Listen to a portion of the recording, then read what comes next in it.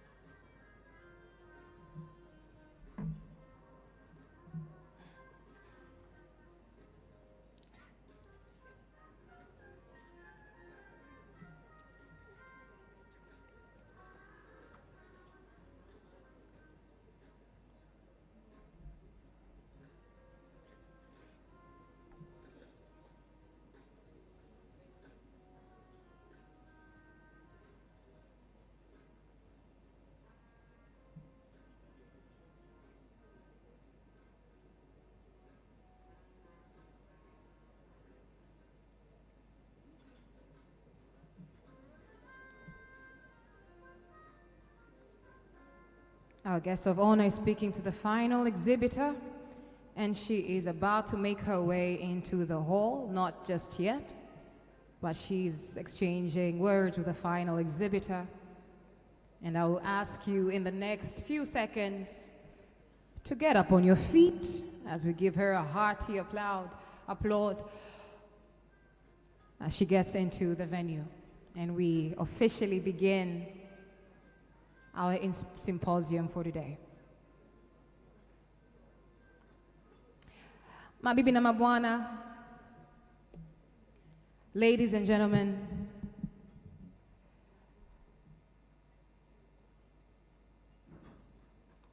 I am still about to ask you to get up on your feet as I watch the events that are taking place outside this door.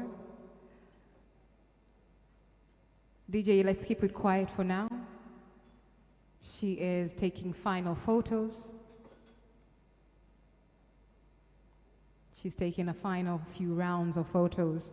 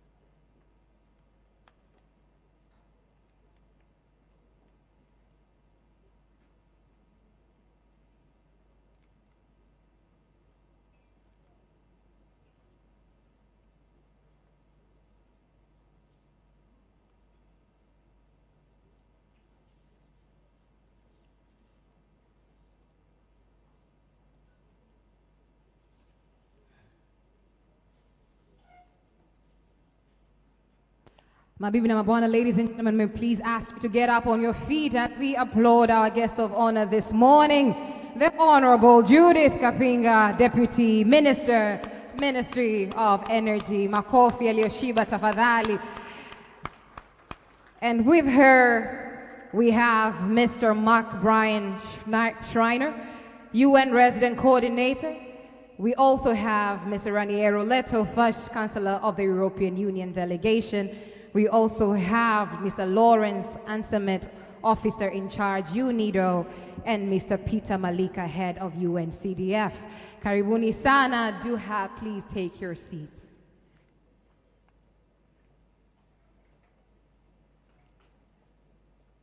Dear guest of honor, Honorable Judith Kapinga,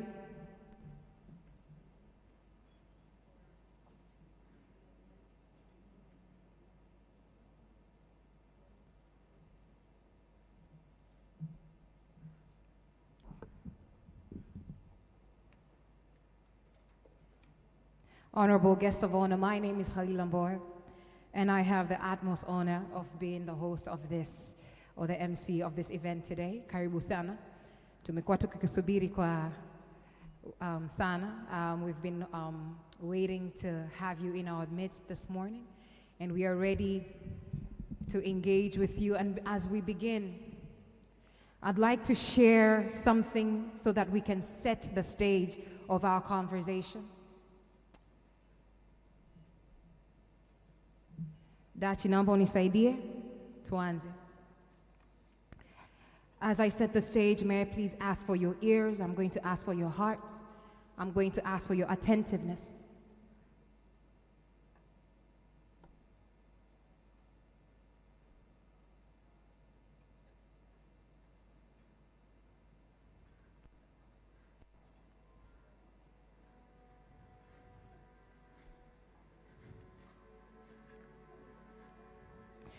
Useless. Have you ever felt useless? Desperately yearning to bring comfort to those you love, but not having no idea how to.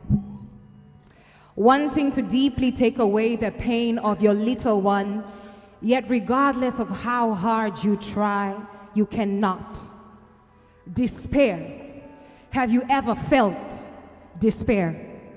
Knowing also at the back of your mind that you somehow caused the pain, that you somehow could have prevented it somehow. Have you ever felt useless? Joy. Have you ever felt joy? Of mama making a meal that you learned to love, the joy of her voice in the kitchen as she sang and hummed the songs that you love to remember, the joy of a hot meal uniting a family, the entitlement unspoken as you indulge in mama's cooking, quite unaware of the sacrifice of her health as she stirred the pot to bring you sustenance joy. Have you ever felt the true cost of the joy of your sustenance? Imagine this: a kitchen, the heart of a home, where the rhythmic dance of pots and pans orchestrate the melody of a family's life. Here, meals are not just cooked, they are crafted. Meals are not just cooked. Ladies and gentlemen, we have a little bit of another technical challenge. But just so that we all know, hello. Our technical challenges were planned. This was part of the plan. You know, in the fields of innovation, we say, when you have a challenge, what do? We rise up to the challenge and we move on. So, we're going to take a few moments to figure out how to fix this technical challenge, and we shall move on. And as we're fixing this technical challenge, ladies and gentlemen, may I please ask you to still say hello to the person sitting next to you and exchange a few words about a memory from your mama's cooking.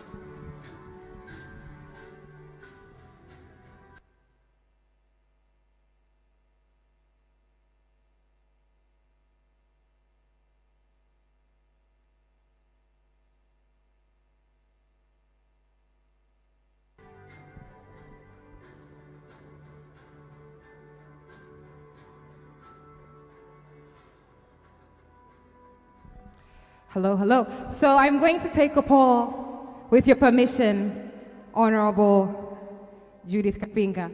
Should we begin or should we move on? Because with that piece, there's no way I can proceed without starting. Can I have your permission to begin? All right, thank you very much. DJ, naomba tuanze mwanzo, hatuwezi kuishia katikati.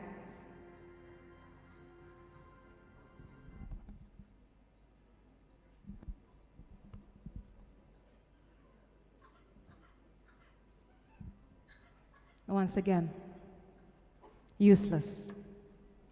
Have you ever felt useless? Desperately yearning to bring comfort to those you love, but having no idea. Have you ever felt useless wanting to speak into a mic at an event? And yet the mic doesn't work. What do? We proceed. Guests of honor, I request that we plan this activity towards the end, but right now we'll proceed with other things as we sort out the technical challenges. DJ, give us some music if that's possible, and I will be right back.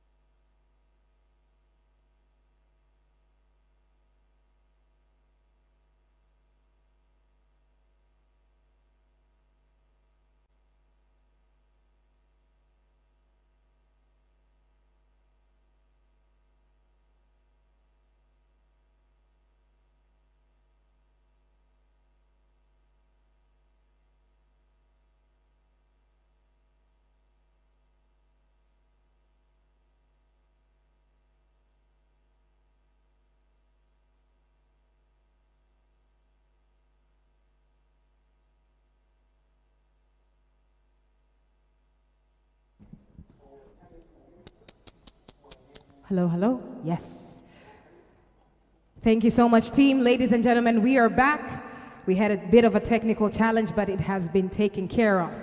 Now, in the interest of time, ladies and gentlemen, I'm going to invite to the stage for a welcoming speech, open remarks. I'm going to ask you to give a hearty round of applause to the head of UNCDF here in Tanzania, Mr. Peter Malika. Karibu sana, Mr. Malika.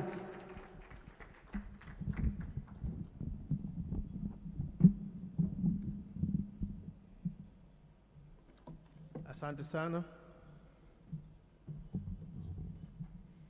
Mheshimiwa Judith Kapinga, Deputy Minister, Ministry of Energy, Mr. Raniero Leto, First Chancellor, European Union Delegation in Tanzania, Mr. Mark Brian Schreiner, representative from UNFPA, but here today as representative of the United Nations family. We have Ms. Lawrence Amsanti. She is the officer in charge for UNIDO. We have senior government officials from different ministries. We have members of the diplomatic community and development partners and colleagues from the United Nations family. We have a number of companies and NGOs in the sector. Distinguished guests, ladies and gentlemen, good morning. On behalf of UNCDF and the entire UN family here in Tanzania, I have an honor and pleasure to welcome you to this important event. We call it the National Clean Cooking Energy Symposium 2024. We thank you all for your time to be here despite the rains and the delays caused by the rain. I see a diverse representation from the public, from the government, from the private sector, development partners, entrepreneurs, people from the academia,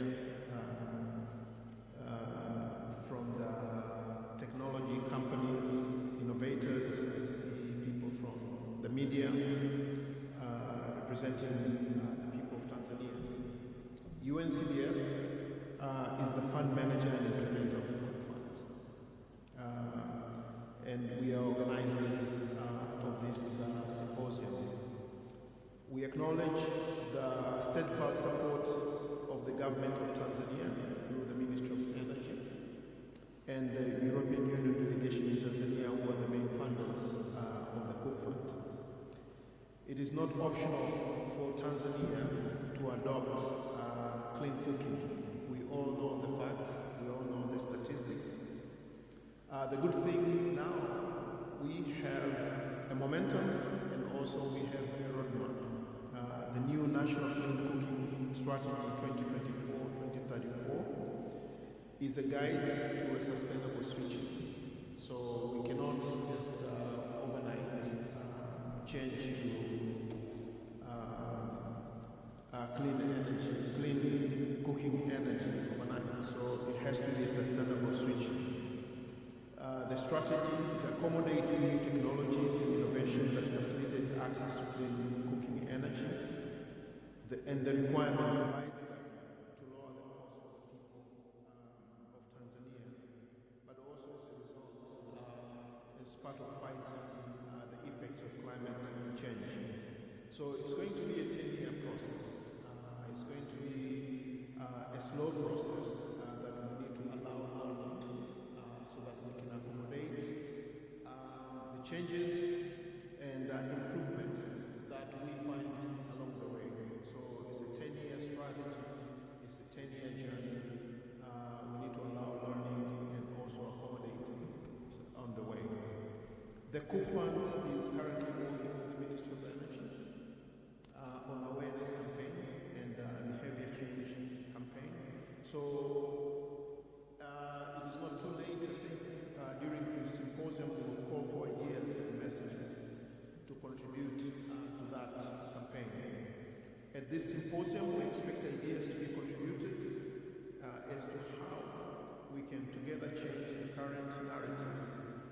and then data from various surveys.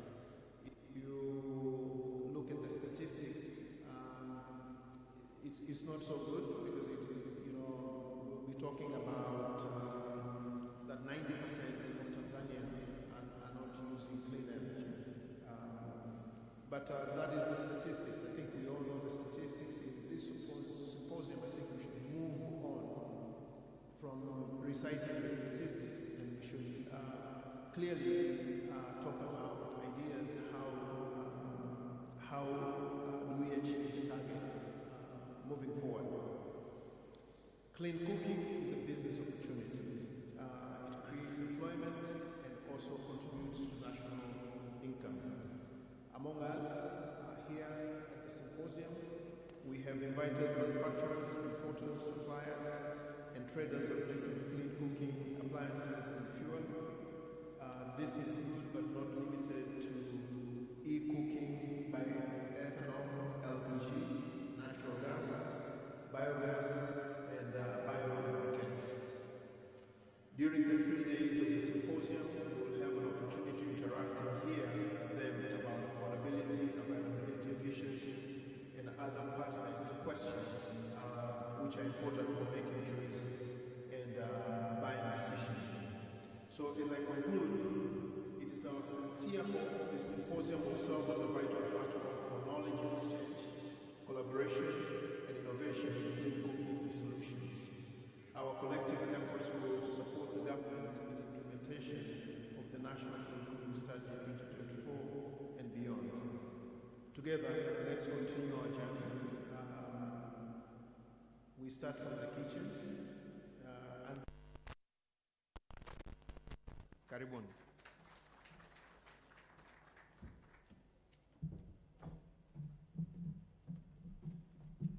Ladies and gentlemen, Anzia Jikoni.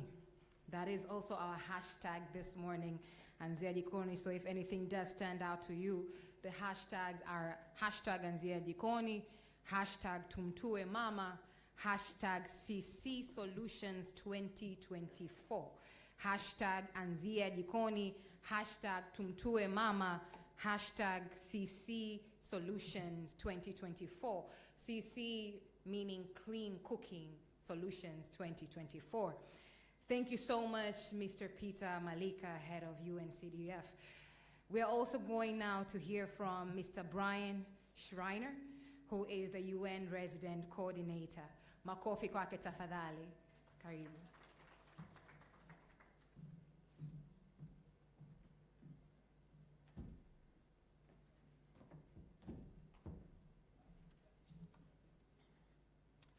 Asante MC Halila, and kudos on your innovation and adapting to the technology issues. Well done. Mheshimiwa Judith Kapinga, Deputy Minister of Energy of the United Republic of Tanzania. Mr. Raniero Leto, Head of Section of the European Union Delegation. Mr. Peter Malika, the Head of UNCDF. Ms. Lorenzi Amsanati, POIC of UNITO. Senior government officials present, development partners, colleagues from the United Nations family, members of the press, clean cooking SMEs, and enterprises, distinguished guests, habari za asubuhi. Mabibi na Buena, this symposium marks a significant step towards promoting sustainable development and improving health outcomes in Tanzania. The United Nations family in Tanzania is proud to be part of this symposium. We know that clean cooking solutions are crucial for achieving the Sustainable Development Goals. 7, focusing on affordable and clean energy. SDG 3, which emphasizes good health and well-being. And SDG 13, dedicated to climate action. These solutions play a pivotal role in significantly reducing respiratory diseases and other health issues caused by indoor air pollution. Guest of honor, Mheshimiwa, the government's commitment to addressing clean cooking is clearly demonstrated by significant initiatives recently. Her Excellency, the President, recently launched a $1.8 billion 10-year National Clean Cooking Energy Program, underscoring the scale and the seriousness of Tanzania's commitments and national effort. Additionally, Her Excellency the President co-chaired the Summit on Clean Cooking in Africa, held at the UNESCO headquarters in Paris, where she called for increased funding to tackle this critical issue. These actions highlight the government's dedication to transforming the energy sector and improving the health and well-being of its citizens. The United Nations Sustainable Development Cooperation Framework, the UN SDCF, guides the UN family's collective efforts in supporting Tanzania to achieve the SDGs, and in the context of national development priorities, with clean cooking emerging as a key priority. The UN SCDF was launched by the Vice President in 2022 in this very marquee tent, actually, and within this framework, numerous different UN entities work together to support under what we call our Planet Outcome. This Planet Outcome includes UN agencies that are with us today, such as UNCDF, FAO, UNIDO, and UNEP, who collaborate to support initiatives aimed at increasing access to clean energy solutions and improving environmental health outcomes. Their work under this outcome is geared towards promoting environmental sustainability and climate resilience, which aligns perfectly with Tanzania's goals in the clean cooking sector, as exemplified by Her Excellency President herself. We commend the Tanzanian government for its strong commitment to advancing clean cooking solutions as part of the broader energy and environmental strategy. The European Union and the EU-funded Cook Fund program implemented by UNCDF, UNIDO, and FAO is making significant strides in Tanzania. The European Union's support is vital, contributing significantly to Tanzania's national goals and the global SDGs. We acknowledge and thank the EU delegation for their support, which has enabled us to make important strides in scaling the uptake of clean cooking solutions. Distinguished guests, clean cooking is not just a matter of convenience. It's a matter of life and dignity for millions of vulnerable people around the world. Every day, countless families rely on traditional cooking methods that expose them to harmful smoke and dangerous conditions. This is a silent crisis that claims lives and can perpetuate poverty. Through symposiums like this, we are urging stakeholders, including government officials, development partners, private sector representatives, civil society organizations, to continue supporting clean cooking initiatives. We must advocate for clean cooking solutions and support policies that make clean energy accessible. The Clean Cooking Symposium this week is very important. Increased investment and innovation in clean cooking technologies are essential for widespread adoption and long-term sustainability. Ongoing collaboration and knowledge sharing are crucial for overcoming these challenges. The United Nations remains fully committed to supporting Tanzania in achieving its clean cooking and broader sustainable development goals. Thank you to the organizers for hosting this vital symposium and for your dedication to advancing clean cooking solutions. Asanteni sana.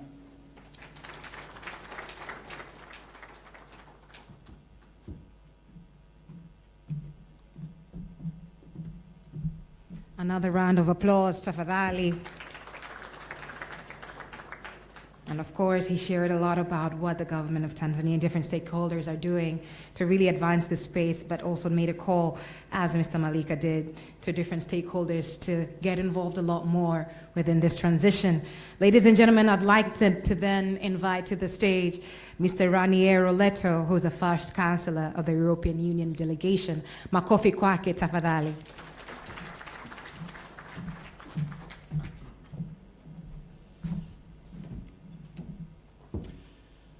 Honourable Judith Kapinga, Deputy Minister of Energy, Mr. Mark Brian Schreiner, Acting UN Resident Coordinator, Mr. Peter Balika, Head of UNCDF Tanzania, Lorenzi Amasanti, UNIDO Officer in Charge, fellow development partners, senior government officials, members of the press, clean cooking SMEs, distinguished guests, all protocols observed.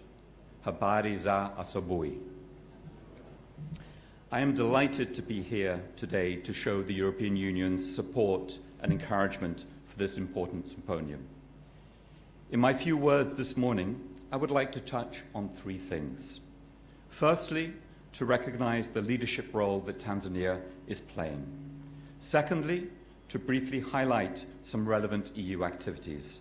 And thirdly, to outline why we consider the next 2.5 days to be so important.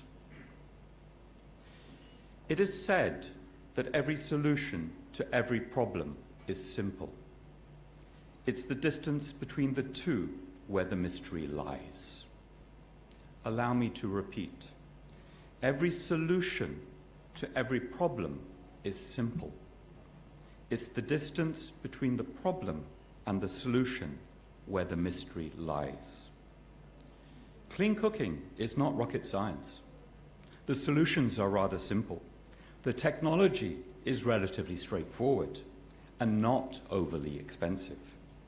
And given that clean cooking has such a multitude of significant benefits on people's health, on the environment, on climate change, and especially on gender, it's fair to ask, why, given 3 decades of efforts, have we not achieved more? I don't pretend to know the answer to the mystery that I alluded to in the opening quote. That is for you knowledgeable people to ponder over in the next 2.5 days. But what I do know is thanks to the leadership and vision of Her Excellency President Samia Suluhu Hassan, Tanzania is seen as a champion of clean cooking and also leads the African Women Clean Cooking Support Program. We also commend the commitment of both the Ministry of Energy, today represented by the Deputy Minister, the Honourable Judith Kapinga, as well as that of other ministries and agencies. Commitment that is reflected in the recently released National Clean Cooking Strategy for the next 10 years. What is clear is that Her Excellency's leadership and the commitment of the government, as well as other stakeholders, has built momentum in Tanzania and affords us an opportunity to roll out a clean cooking revolution nationwide. A few words on the EU. The EU-funded integrated approach to sustainable cooking solutions totals 80 billion Tanzanian shillings, making it the largest clean cooking program in Africa. It has a number of components. One component, for 26 billion shillings, funds local and international NGOs, many of who are here with us today, to reduce deforestation by increasing the production of sustainable fuel wood in rural areas, where transition to cleaner technologies can be particularly challenging. Another component of this program is the Cook Fund for accelerated market rollout of clean cooking solutions, implemented by UNCDF, the organizer of this event. To date, the Cook Fund has supported more than 60 businesses for an amount of 7.3 billion Tanzanian shillings. Businesses that promote improved stoves or modern cooking fuels, and which you can see outside these very doors. Supporting these businesses helps establish a viable, vibrant, and competitive market, and increases the availability and affordability of clean cooking technologies. But more still needs to be done with regard to affordability, making sure that all Tanzanians can benefit from clean cooking. We are also particularly interested to hear from you on how the Cook Fund can help public institutions, such as schools, shift to cleaner fuels. I am pleased to inform you that the lessons being learned from our current EU program are expected to feed into a future regional support for clean cooking. Turning now to the symposium itself. We are happy to support the symposium through the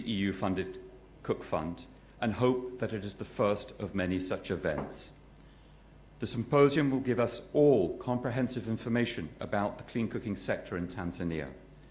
It would help promote collaboration and interaction among both the public and private stakeholders, which is crucial for our success. In the various panels over the next 2.5 days, we will work together to identify gaps and bottlenecks. We hope that the conclusions of the symposium will not only help us better implement our programs, but also stimulate policy dialogue on potential incentives and solutions.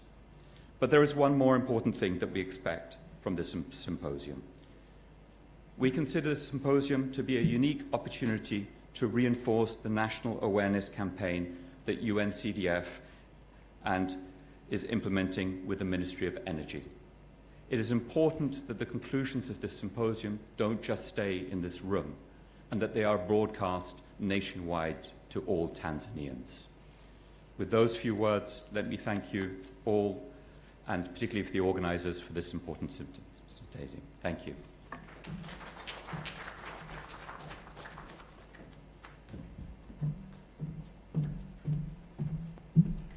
Broadcasted to the rest of Tanzania. I think that's definitely been taken on. Ladies and gentlemen, I'd like to first apologize for butchering this next speaker's name before, but I hope that I will do it justice with this introduction. Now, to the stage is the officer in charge of UNIDO, Miss Lawrence Ansermet. Yes. Miss Lawrence Ansermet, makofi kwake tafadhali.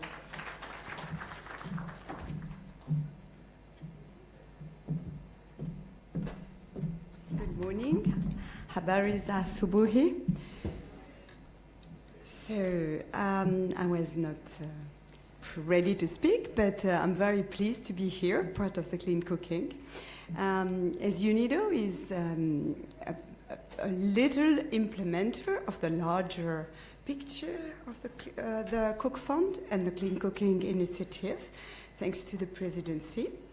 And we are the part where I like to see the private sector. I think we are having the role to try to bridge the private sector that is producing alternative, that is trying to sell alternative, that is trying to innovate. We're trying to support this innovation from the private sector to the market. And thanks to the EU, we come, and with UNCDF, we come with funding to be able to materialize this initiative. So I just would like to point out that we need really everybody on board to make it successful, this initiative successful. Although it's 10 years, it's tomorrow. So we really need the contribution from the private sector, from the women who are selling charcoal today, from the women who are cooking today, and to the government that is putting the setup and the framework. Based on this, you have seen some example of the alternative here, and I think it's the beginning. We need now to propagate everything and embark in the venture for the whole country, and then towards Africa, as the president started. Let's follow, and let's try to put our brain together to be efficient. Thank you.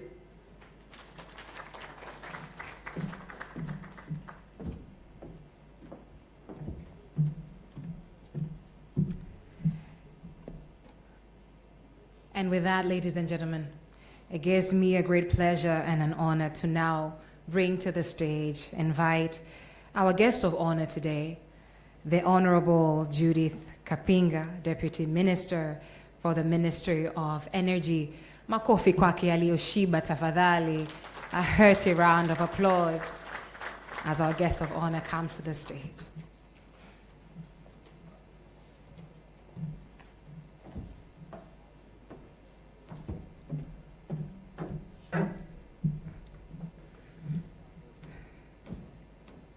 Asante sana. Habari za asubuhi. Jamhuri ya Muungano wa Tanzania. Jamani, hapa wote wazungu hatuelewi au? Jamhuri ya Muungano wa Tanzania. Sasa ndugu zangu, mtanisamee maana hapa kingi ndo kinahusika.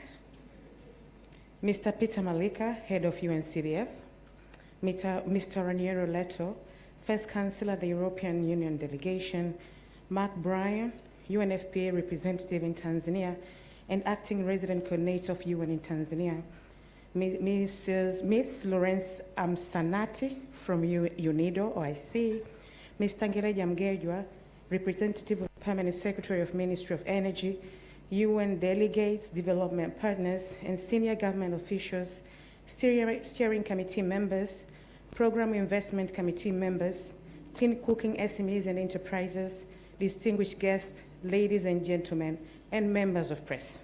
A very good morning once again to all of you. I would like first to use this moment to welcome all of you into this important symposium. Ladies and gentlemen, I'm pleased and privileged being welcomed here on behalf of the Deputy Prime Minister and Minister of Energy, Honorable Dr. Mashaka Biteko, to speak with you and open this important event, the Clean Cooking Symposium. I understand the theme for this symposium, Market and Technological Transitioning Towards Clean Cooking Tanzania, in alignment with the 2034 National Clean Cooking Strategy, underscores a critical importance of our collective efforts towards sustainable development for all Tanzanians. Today's symposium reminds us on the success of Her Excellence Dr. Samia Suluhu Hassan, the President of the United Republic of Tanzania, on our outstanding efforts to enhance clean cooking agenda in Tanzania and Africa towards having 8% of Tanzanians using clean cooking by 2034 and improve clean cooking for all women in Africa. She has been appreciated as a champion in Tanzania, Africa, and the whole world. We truly appreciate EU, UNCDF, UNIDO, UNFPA, and other UN agencies and development partners, and also stakeholders, of course, for joining hands with our government in this important agenda. I understand this symposium today has brought us significant diverse groups of stakeholders, including policymakers, financiers, innovators, private sectors, and international partners. I want to assure you, each of you plays a crucial role in driving the market and technological advancements necessary and mostly important in implementing together the National Clean Cooking Strategy. This initiative responds to Her Excellence Dr. Samia Suluhu Hassan directives during the launching event of the Clean Cooking Strategy 2024-2034 on 8th May 2024, as she directed Minister of Energy to sit together with clean cooking stakeholders and discuss on how we can jointly achieve the national clean cooking targets. And for that, we really thank our partners for initiating this symposium. We are really grateful. Ladies and gentlemen, the government recognized the urgent need of working together in transition towards cleaner, more efficient cooking technologies. This transition is essential for reducing household air pollution, conserving our precious national resources, and mitigating the adverse health effects that disproportionately affect women and children. The journey towards clean cooking requires innovation, investment, and collaboration across various sectors. By fostering a conducive market environment and efficient and clean technologies, we can make clean cooking accessible and affordable for every household. This will not only improve public health, but also contribute to our national goals of environment sustainability and economic development. This will also be possible if these discussions are exploring on how we reach rural communities with innovative approaches that can be easily established within their communities. Further, I encourage that together we explore on cheaper innovations and innovations that are easily available, so as most users in rural areas are committed to using cleaner technologies. Today, as we engage in these discussions and share insights, it is my humble opinion for us to be guided by the spirit of collaboration and innovation. Let us explore practical solutions and strategies that will accelerate our progress towards achieving the 2034 National Clean Cooking Targets. Our discussions here will shape the policies, programs, and partnerships that drive the clean cooking agenda forward. Ladies and gentlemen, As I'm about to finish my speech, I would like to acknowledge the significant contribution of the European Union and other development partners in supporting clean cooking subsector. The impact of Cook Fund program and other ongoing programs in our country have been substantial, and that's why we are pleased to continue collaboration with UNCDF through the EU and other implementers of the program like UNIDO and the UNFPA and other UN agencies and stakeholders together with development partners. As much as we truly appreciate the implementation of Cook Fund program, I urge UNCDF to fast-track the disbursement of the funds to the remaining 29 grantees as they continue making efforts in achieving our national clean cooking targets. I appreciate the commitment of UNCDF, who has assured us that in duration of 60 days, this fund shall be released, and we are deeply thankful for such commitment. In closing, I would like to once again thank each one of you for your dedication and commitment in supporting our clean cooking national agenda.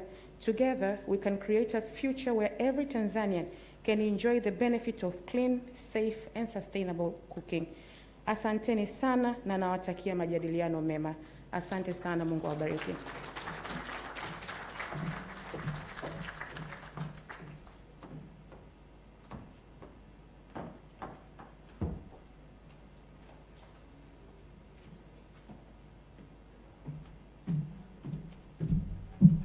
Makofi tena mabibi na mabwana, another hearty hand of applause. And at this point, what we're going to do is go directly to a photo taking session. I am going to list out how we're going to proceed with taking these photos, and I'm going to ask us to be as efficient as possible so we can get through with it as swiftly as possible. To start off with, I'm going to ask, with respect, of course, dear guest of honor, Honorable Kapinga, may I please ask you back to the stage for your photo. I'm going to ask Mr. Mr. Ngereja Mgenjwa, who is the Assistant Commissioner at the Ministry of Energy, to join her on stage. And I'd also like us to give him a hand of applause to acknowledge his presence. He's here representing the Permanent Secretary at the Ministry of Energy. Makofi kwake tafadhali.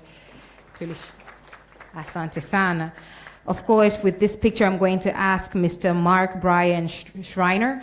I'm going to ask Mr. Raniero Leto, and then I'm also going to ask Ms. Lorenz Ansamet. I'm going to ask Mr. Peter Malika onto the stage. Karibuni sana for your photo.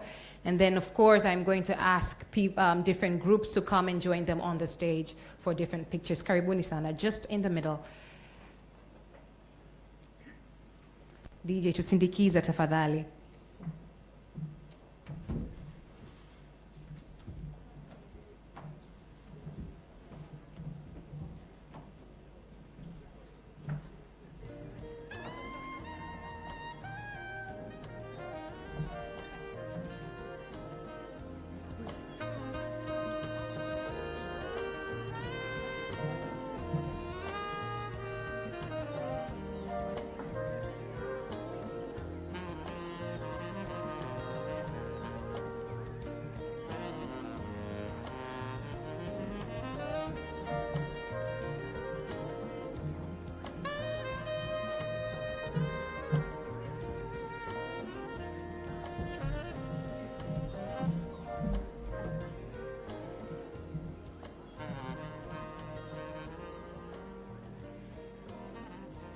May I ask any government official, senior government officials here with us today to join them on stage.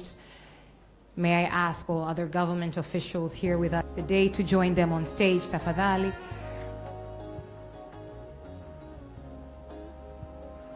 All other government officials present here, karibuni sana.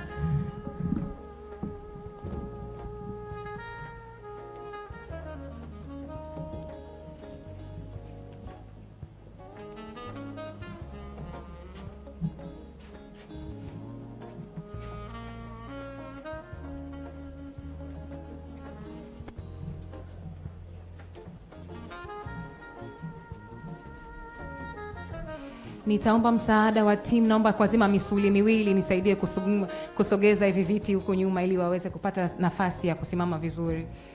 May I please ask for a hand in moving the chairs at the back so we can have enough space.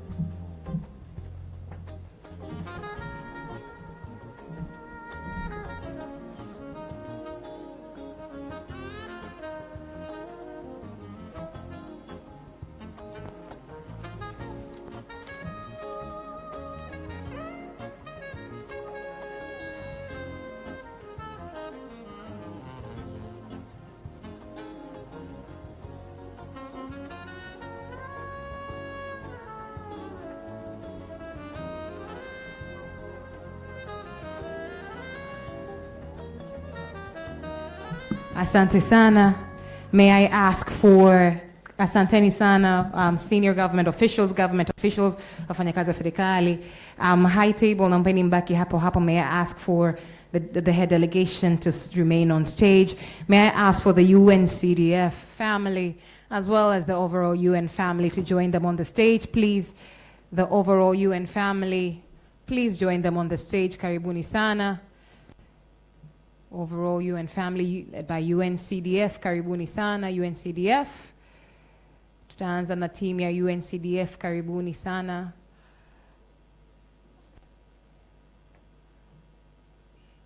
DJ tuendelea tu kututumbuiza. Kapicha kanenda kakiwa na kamziki kidogo.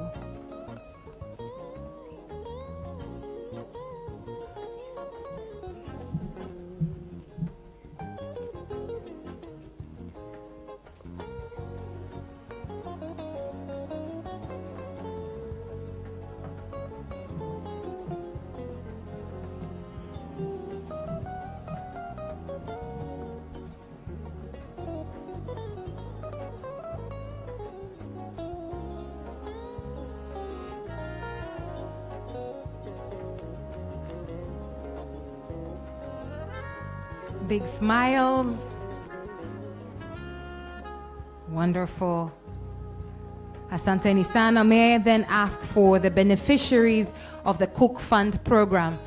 Beneficiaries of the Cook Fund program, exhibitors wetu, wale wote waliofaidika na programu ya Cook Fund, tafadhali tujeni stejini chap chap. Wafaidika wa programu ya Cook Fund.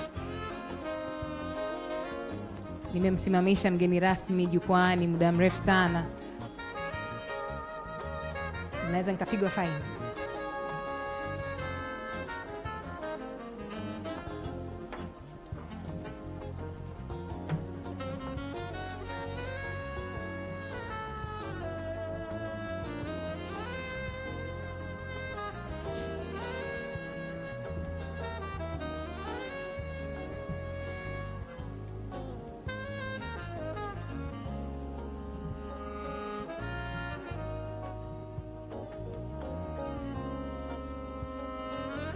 Smiles. Cook Fund oye. Cook Fund poa. Basi mtanipa poa kabisa, ishara ya poa, mtanipa ishara ya poa. Cook Fund oye. Cook Fund poa. Aya. Asanteni sana. Thank you so much. Our honorable guest of honor, thank you so much. Mr. Schreiner, thank you very much. Mr. Lero, Ms. Ansermet, asante sana. Mr. Malika, asante sana. Mr. Mgejwa, asanteni sana.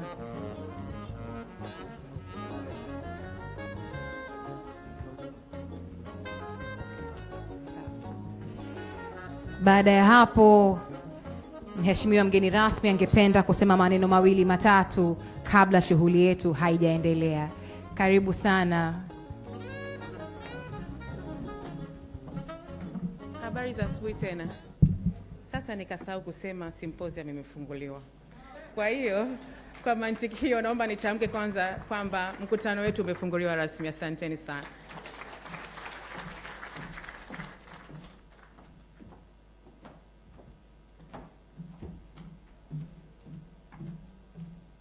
Mkutano wetu umefunguliwa rasmi. We are officially set to go. A round of applause. That is the Clean Cooking Energy Symposium 2024 is officially good to go. Okay, we're going to bid our guest of honor farewell as she heads off. Asante sana, naomba tusimame na tumpigie makofi. Let's give her a hand of applause as she leaves. Asante sana kwa kuwa nasi asubuhi ya leo. Kwa salamu na baraka zako. All right. Ladies and gentlemen, we are now going to proceed swiftly onto a coffee break. We're going to have a coffee break right now. There's refreshments on the sides of the stage, on either side, of the venue. You will find refreshments, but we can start with this side here to my right. Let's go forth. We're going to have a break for about 15 minutes, and we're going to proceed with our event, our symposium as planned. May I please also let you know, should you wonder where to get the agenda, all of you have name tags. The name tags have a QR code at the back. On either side, depending on how you've worn it. But each name tag has a QR code. If you scan that QR code, you will be able to get the agenda for the entire symposium. So please go ahead and scan that QR code. Asanteni sana, enjoy your break. We will be back in 15 minutes.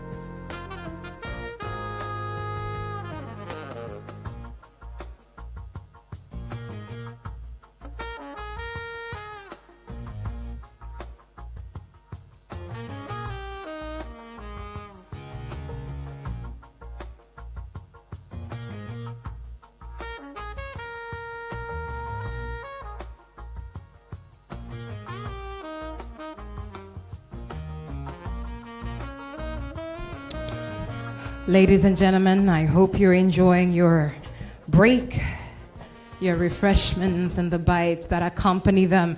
We're about to begin in the next 2 minutes.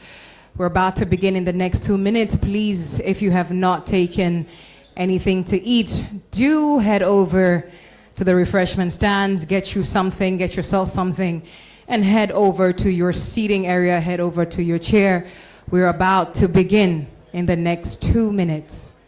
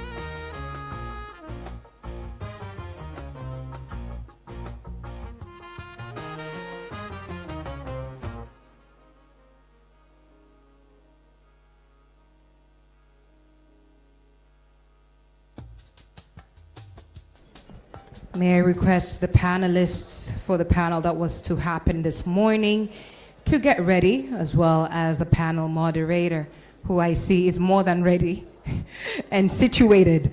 May I ask the panelists who are to be in the panel this morning to get ready? We are about to come to you as soon as we begin. Ladies and gentlemen, to your seats, we are about to begin. To your seats, tafadhali, we are about to begin. May I please ask for all the ushers who are outside at the door, please help us usher, or help me usher our guests who are outside into the hall. All the ushers who are outside, please help me usher all our guests who are outside into the hall. Please usher them back into the hall. We are about to begin. And we are just a little bit behind time, but we shall partner with time so we finish on time.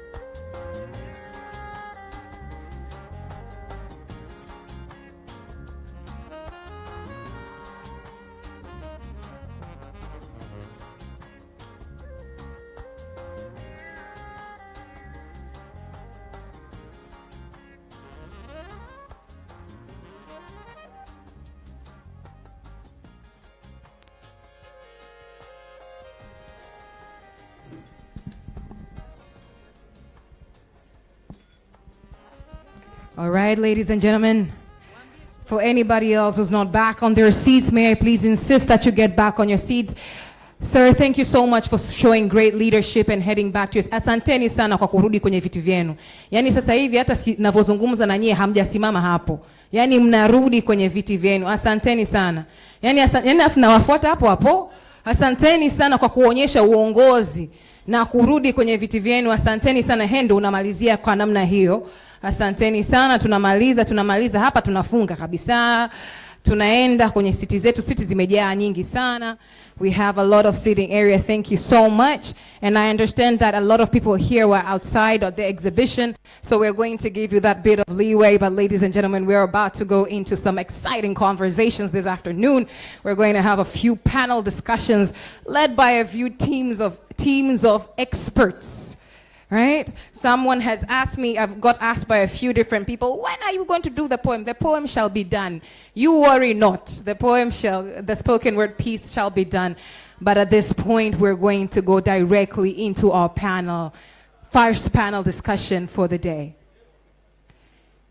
And what I'm going to ask you is for your attentiveness, as I asked for it in the morning, as we invite our moderator for this panel. Asanteni sana. Ladies and gentlemen, we're going to have Miss Nafisa Didi, who is on communications from UNRCO. She will be the moderator for today's panel, and she will also invite her panelists. Makofi kwake tafadhali. Miss Nafisa Didi, representing comms. Jamani, makofi yalikuwa ni ya kichoyo sana. Mimi naomba unisamee. Naomba usipande kwanza. That was terrible. What did we just do?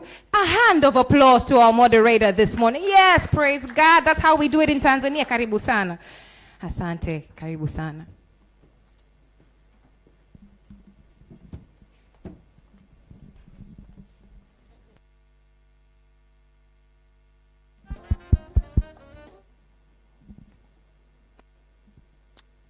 Asante sana Khalila. Good morning. Habari za asubuhi. It's afternoon. Ooh, good afternoon. Habari za mchana.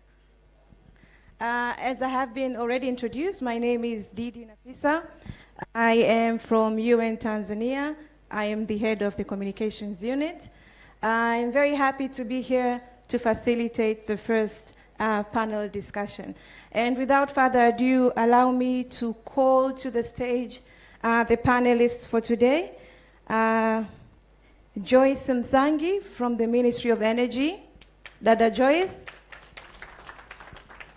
Karibu sana. Karibu sana. And the next speaker is Sylvester Mwambije from the Tanzania Association of Clean Cooking Stakeholders, also known as TACS. Sylvester.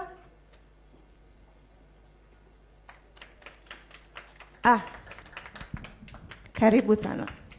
Thank you. Yes. And the last speaker is Elizabeth Ngimba from the Institute of Building Research. Dada Elizabeth. Karibu sana.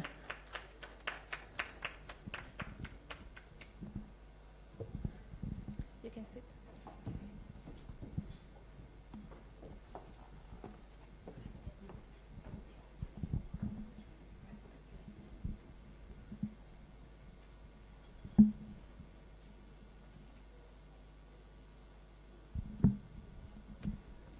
Dear panelists, thank you very much for availing yourself for this discussion, which we're about to have right now. And without further ado, I would like to start our discussion by posing my first question to you, Dada Joyce Msangi from the Ministry of Energy. Recently, we saw the launch of the 10-year National Clean Cooking Program. How does the government plan to address the widespread use of polluting fuels, considering nearly 4 in 5 people in African households still cook their meals over open fires and traditional stoves? Karibu. Thank you so much. Good afternoon, ladies and gentlemen. Jamhuri ya Muungano wa Tanzania. Asante sana. My name is Joyce Nsangi from the Ministry of Energy. I'm an environmental expert and I'm working at the renewable energy section so far. So a lot of initiatives we've been doing at the government and at the Ministry of Energy.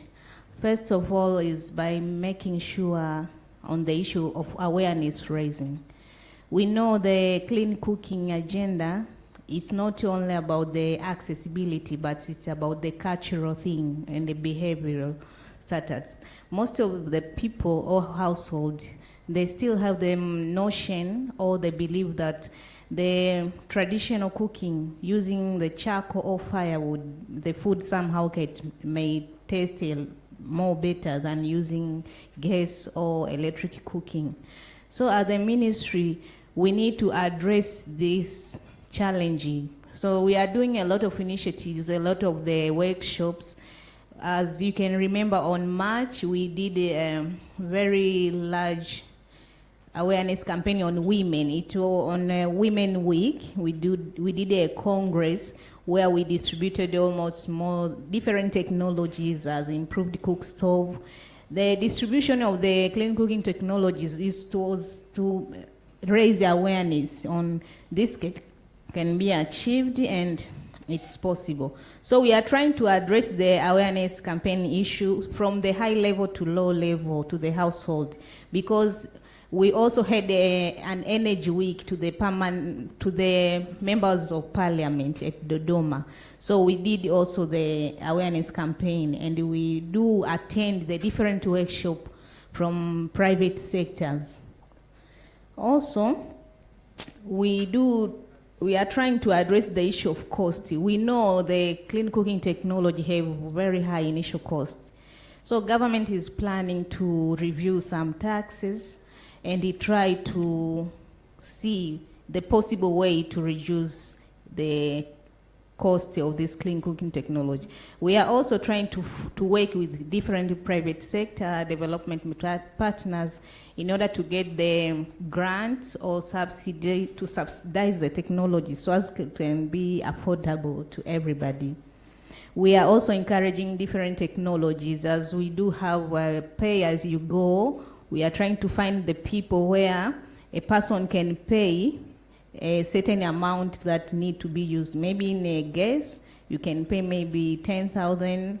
Then when the gas is finished, you pay so as you can get more money. So we are looking on the available opportunity. Also, we are trying to work with the TANESCO to see different mechanism, if it's possible to have on billing financing mechanism that you can have maybe electrical cooker or induction stove, then they can be reducing the money from there.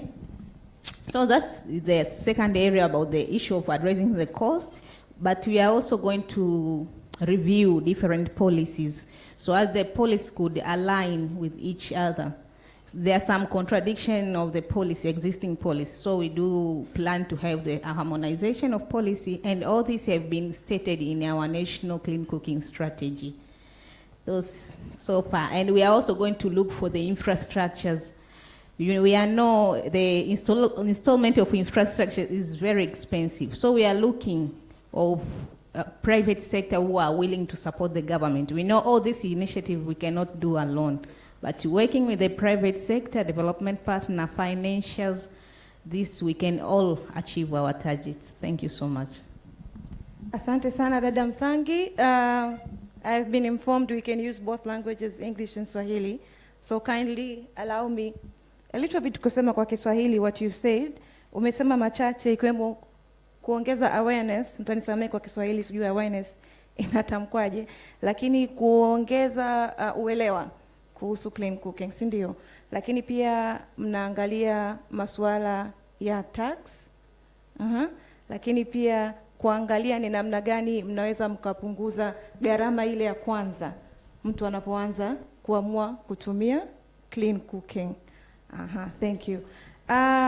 Kwa kuwa umeshazungumzia kwa upande wa serikali na strategy inafanya nini, labda sasa nimuulize kaka Sylvester, kwa upande wenu nyinyi kama tax, ni nini mnakifanya kutoa ushirikiano kwa serikali wakati wakiwa wanaangalia ni namna gani wanaweza kufanyia kazi hizi objectives za national strategy?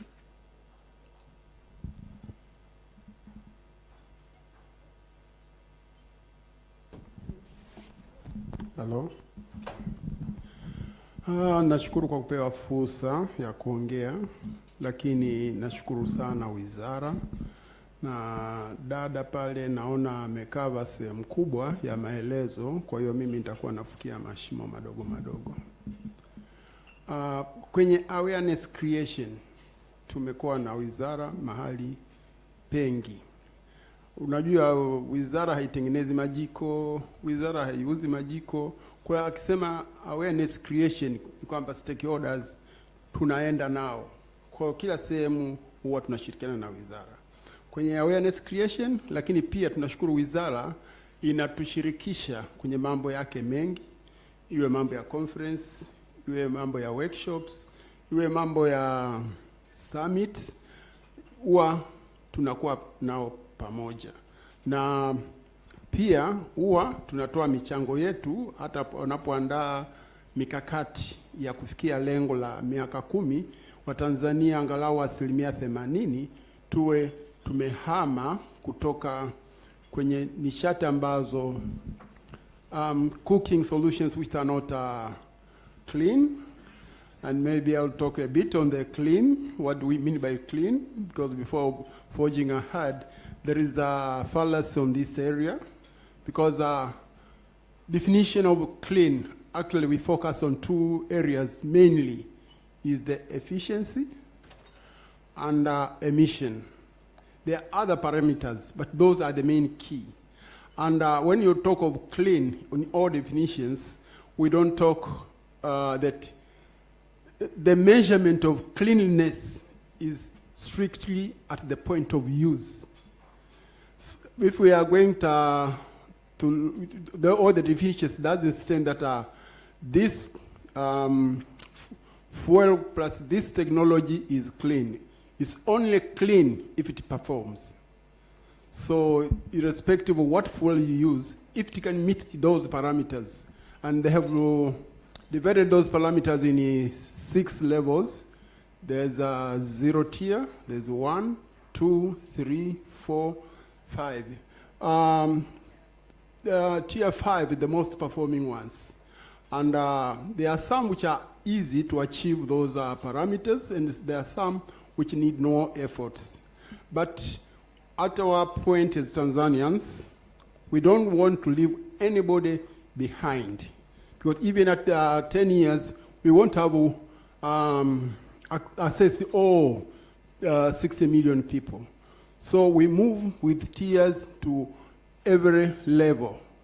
The villagers, if the availability of the fuel is not there, we give they should go with the improved cook stove, which are more efficient, up to maybe 30% and above, by using fairly affordable technologies.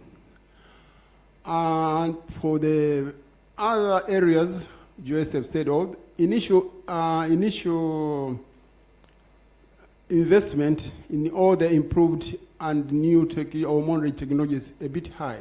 Now I'm happy that the government is taking up to look on that.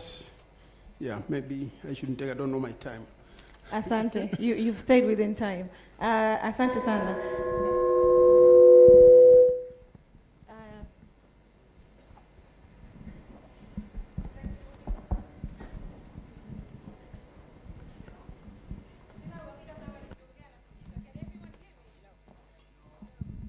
That one? Oh, we're back. Thank you. I'm happy to hear that as stakeholders, you work with the government. I am sure there are challenges in the work that you do and in the partnership that you have with the government. We will come back to that. I would like to hear more what are some of the challenges na jinsi gani you are able to overcome them. But now, to you, Elizabeth, from the Institute of Building and Research.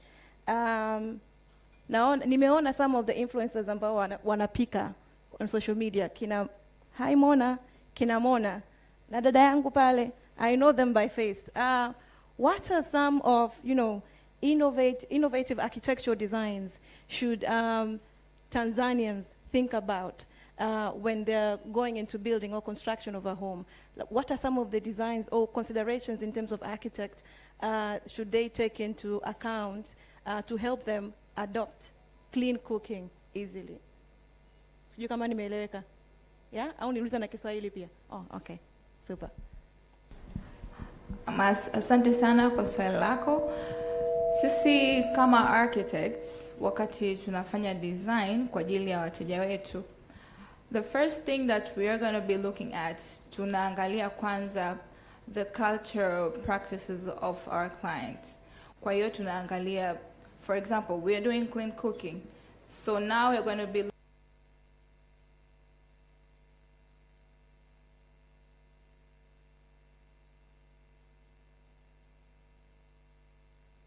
their preferences. So their engagement, and they're looking at the traditional preferences, the backgrounds, helps us to design for them a kitchen that is well suited for their needs. Now coming to the technical part, we're going to be looking at specifying affordable materials, but we are going to be looking at space optimization, because architecture is all about space. So if we're designing a kitchen, we need to make sure that it is very effective in terms of space, but in terms of ventilation. Clean cooking ventilation is very important, because when you design a kitchen that is not well ventilated, you're not taking out the carbon dioxide, you're not taking out the smoke, you're not taking out the odors. So ventilation is a very important aspect when you're doing the design in terms of architecture. But the last part will be materials. The material specification is very important, because we need to look at materials that are heat resistant. We need to look at materials that are easy to clean, but also durable, so as to maintain a good life cycle costs of the whole kitchen. Yes, thank you. Asante sana, Elizabeth. I hope those of us who spend a bit of time in the kitchen tumekusikia. Coming back to you, Joyce, in terms of the work that the government is doing, working with stakeholders, what are some of the barriers that the government has so far identified when it comes to adoption of clean cooking technologies? Asante sana. Barriers, there are a lot of barriers. Starting with cost. Bei kubwa. A lot of people are complaining. Clean cooking technology are very expensive. We are trying to work as a government to address these challenges. We are also working with rural energy agents. REA is not only supporting electricity, but there is a lot of opportunities there, financial supports on clean cooking technology. But financial is very expensive. It's one of the challenge we are facing while addressing the clean cooking agenda. The other challenge is the belief, the traditional, the cultural things. Unaweza ukamkuta mtu ana technologies nyumbani kwake, lakini bado anaamini kama ni ugali kasongee kwenye mkaa. So bado there is this perception people are still believing. So the other thing, people, they are in awareness, they have mentality kwamba, is it safe to use LPG? Is it safe to leave the house helper, like dada wa kazi tumwachie apikie na jiko la umeme? Induction stove yako umeinunua pale, it's very expensive, wa mama, we know. Are we comfortable leaving dada wa kazi using the induction stove? So a lot is needed to be done katika mambo ya awareness raising, kwa sababu kuna limited understanding au cultural belief au ni traditional yetu. Hata tunapojenga nyumba, architecture anaweza kanisaidia. Most of us, we are building the house, but we want ile kitchen ya nje hili ni jiko langu la nje, we will be using this. Kwa hiyo you can imagine starting from us people who are educated but we believe bado tunahitaji jiko la nje because we are going to use charcoal or maybe firewood. So that's one of the challenges. So we are doing a lot of awareness campaign. As you have heard, we are working with UNCDF. This year we are going to implement a lot of awareness campaign. We are believing that we are going to do a lot, we are going to move around the whole of Tanzania, trying to address that. But we are also facing some limited capacity of these implementers of clean cooking projects, because as you know, the government through Vice President's office has issued a ban on this large institution saving more than 100 people every day. Kwamba kumetolewa katazo la kutumia kuni na mkaa kwa hizi institution kubwa zinazo save watu zaidi ya 100. Lakini do we have the suppliers of this clean cooking technology? Kama ni briquettes, do you have sustainable or reliable suppliers of this? Kwa hiyo unaweza ukakuta wale wanajaribu kushift zile large institution, lakini constant supply, we need to work, every one of us, the private sector who's here should try to see this as an opportunity to invest more on the production of these alternative cooking solutions. Yeah, those are some of the challenges, but there are a lot. Thanks. Asante. Wakati unasema imani, nikakumbuka kuna ile imani ya kwamba ukipika wali, ukoko wa mkaa ni mtamu zaidi kuliko kwanza ukipika gesi upati ukoko, which is also ni imani. Kwa hiyo kwamba ukipika kwa mkaa unapata ukoko ambao ni mtamu zaidi. It's one of the myths that we have. Asante sana. Nikija kwako Sylvester, tulisema kuna changamoto mbalimbali kwa namna ambavyo kama tax mna engage na serikali, lakini pia na wadau wengine. Changamoto ni kama zipi na nini mnakifanya kuzi overcome hizo challenges?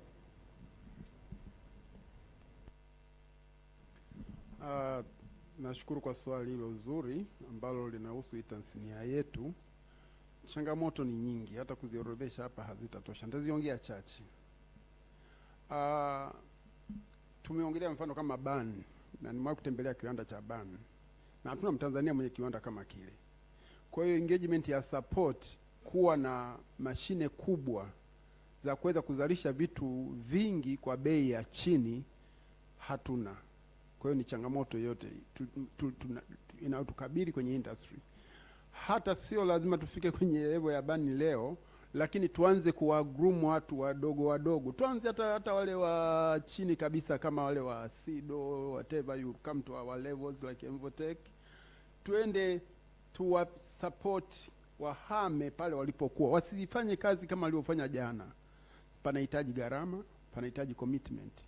Hawana financial muscles.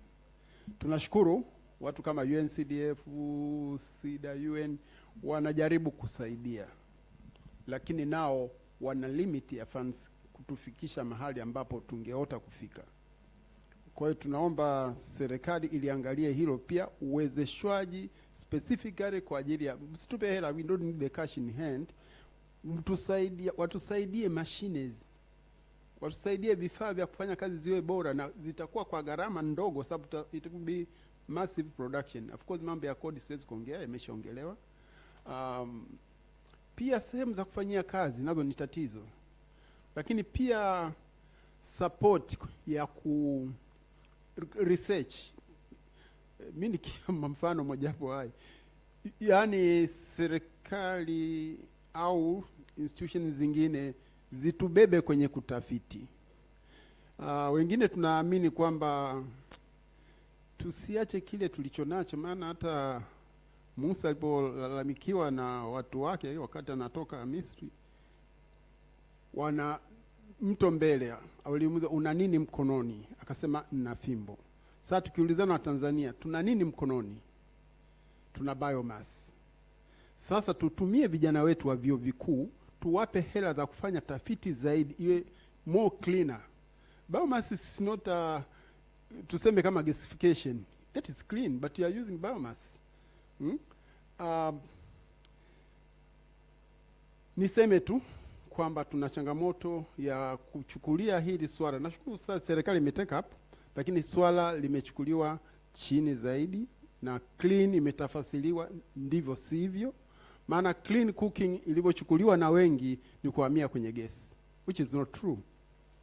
Kwa tafasiri zote, clean cooking ni kumit zile parameters za efficiency na zile parameters za emission.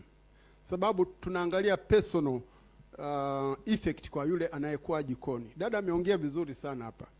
Jiko moja unaweza kalitumia hapa likafika efficiency nzuri na emissions nzuri, lakini jiko hilo lichukue kwenye kitchen ambayo ina nafasi ndogo, ventilation iko poor, litakuwa hazardous. Jiko hilo moja. Kwa hiyo ni uelewa wa wajenzi wetu, maana bahati mbaya majiko mengi, sio yote, mengi huwa ni madogo kuliko sebure. Maana sebure ana assume kutakuwa na watu wengi, lakini naomba iamike kwamba kwenye jiko la gesi la biomass, jiko lina watu wengi. Sababu jiko linapumua, linahitaji oxygen na lina emission. Likiwa pana, angalau distribution ya zile emission inakuwa ni kidogo katika kila cubic meter moja. Hata nisaidia dada muelewa zaidi. Na mengi ya kuongea, naona muda hautoshi. Asante sana. Nashukuru sana. Nimejifunza mengi na natumaini pia wasikilizaji wetu wamepata mawili matatu hapo. Nikija kwako Elizabeth, ukiwa kama unatokea kwenye taasisi ya watu ambao wanafanya tafiti za majengo, kuna lolote ambalo mnafanya kwa ajili ya kutoa elimu zaidi kwa watu ambao wanajihusisha na ujenzi lakini pia ubunifu wa majengo, kwa namna gani wanaweza kuwa wana advocate for kuhamasisha ubunifu wa majengo ambao una take into consideration nishati safi za kupikia? Asante. Kwa sasa hatujajiengage kwenye clean cooking na the whole concept, lakini tupo zaidi kwenye affordability. Sisi research institute yetu imebase zaidi kwenye affordable housing, lakini tunavyozidi kuendelea tunazidi kujifunza, tunaona clean cooking pia is part of affordability, so we are heading there. Na kwa sasa tumefanya different researches ambazo kuna interlocking bricks zimefanyika kwa ajili ya affordability kwenye housing, lakini kuna roofing tiles ambazo zimetumika kwenye majengo mbalimbali, nyumba mbalimbali. Kuna different projects zimefanyika kwenye institute yetu, and tunaona clean cooking is something we're interested in. Hopefully tutajiengage zaidi kwenye hiyo aspect. Yes.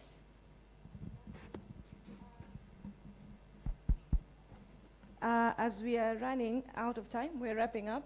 Labda kama kuna chochote cha kuongezea kabla hatujakaribisha maswali. Tukianza na wewe kwako dada Joyce. Asante.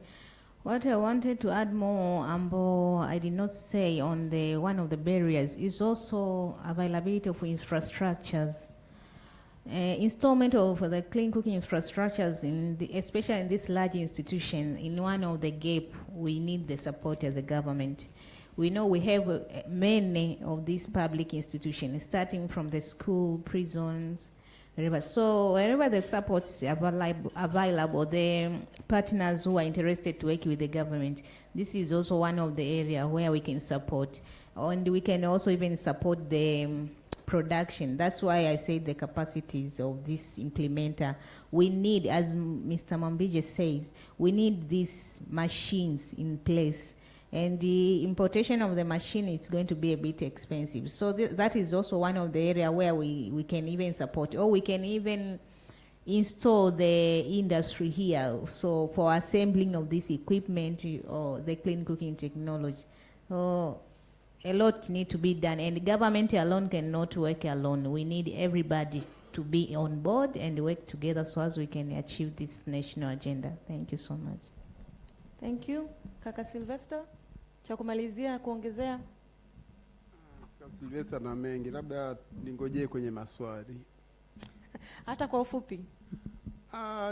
Ni kwamba kinachoniuma wakati mwingine unakwenda kwenye media wanakuuliza mmejipangaje kuhamia kutoka kwenye teknolojia chafu kuhamia kwenye gesi. as if Mungu wetu ni gesi. Na naogopa kama Mtanzania, it is 100% imported.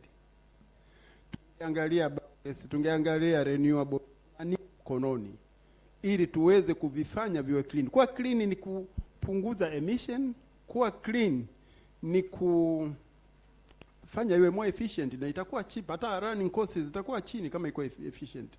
Labda ni wiki kidogo kwenye efficiency. Efficiency ni kwamba nishati iliyo kwenye fuel percent ngapi inaingia kwenye chakula. Vingi ni 10 mpaka 20, vingi viko chini ya hapo.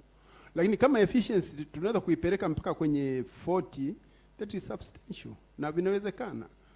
Au tukapeleka mpaka hata kwenye 50, inawezekana kwa kutumia either forced draft kwenye firewood au briquettes. Ukitumia forced draft unaongeza oxygen nyingi wakati wa kuunguza zile nishati. Then at the end of the day utatumia nishati iliyo safi kwa kutumia teknolojia safi. Labda niishie hapo. Maswali nategemea mengi na nitarespond kwa yote. Asante. Tukimalizia na wewe Elizabeth. Okay. Kwa upande wangu naona kuna fursa kubwa katika institution kama sisi Ardhi University katika kuhamasisha na kutoa uelewa zaidi kuhusiana na clean cooking na different projects ambazo zinalenga katika kutatua tatizo la mazingira. Kwa mfano, tunaweza kujihusisha zaidi kwenye research, lakini kuna curriculum programs mbalimbali za kudevelop at the level of the institution. Pia kuna training of the students kwenye internships and fieldworks. I see this is a very great opportunity for institutions to collaborate with organizations like UNCDF, UNIDO, katika kuboresha swala la cooking and things of the like. Thank you. Asante sana. Naomba sasa tuweze kuchukua maswali kwa wazungumzaji wetu kama yapo. Kwa yote mwenye swali tafadhali inua mkono juu, tutakuletea kipaza sauti ulipo. Na kama kabla hujauliza swali ningependa ujitambulishe, lakini pia kama una mzungumzaji ambaye ungependa ajibu swali lako moja kwa moja unaweza pia ukanijulisha. Karibu. Asante. Naitwa Dorothy kutoka UNIDO. Swali langu linaenda kwa Dada Joyce. In your first point you mentioned about barriers of clean cooking. Umesema you're working with RARE. My question is, what does RARE do to support clean cooking? Asante. Tuchukue maswali kadhaa halafu tutakuja kwenye majibu.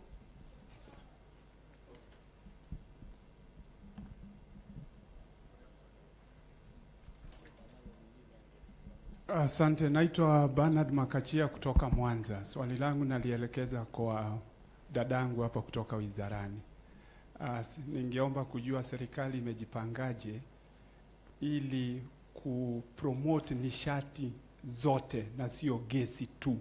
Kwa sababu mpaka sasa hivi si tunaotoka mikoani, ukiambia mtu swala la clean cooking anakuambia ni gesi. So hii ina discourage kwa kiwango kikubwa watu wanaofanya utafiti na kuendeleza nishati zingine other than gas. Asante. Asante. At least 5. Yeah, hello. Yes, good afternoon. Actually, my question got the Minister of Renewable Energy.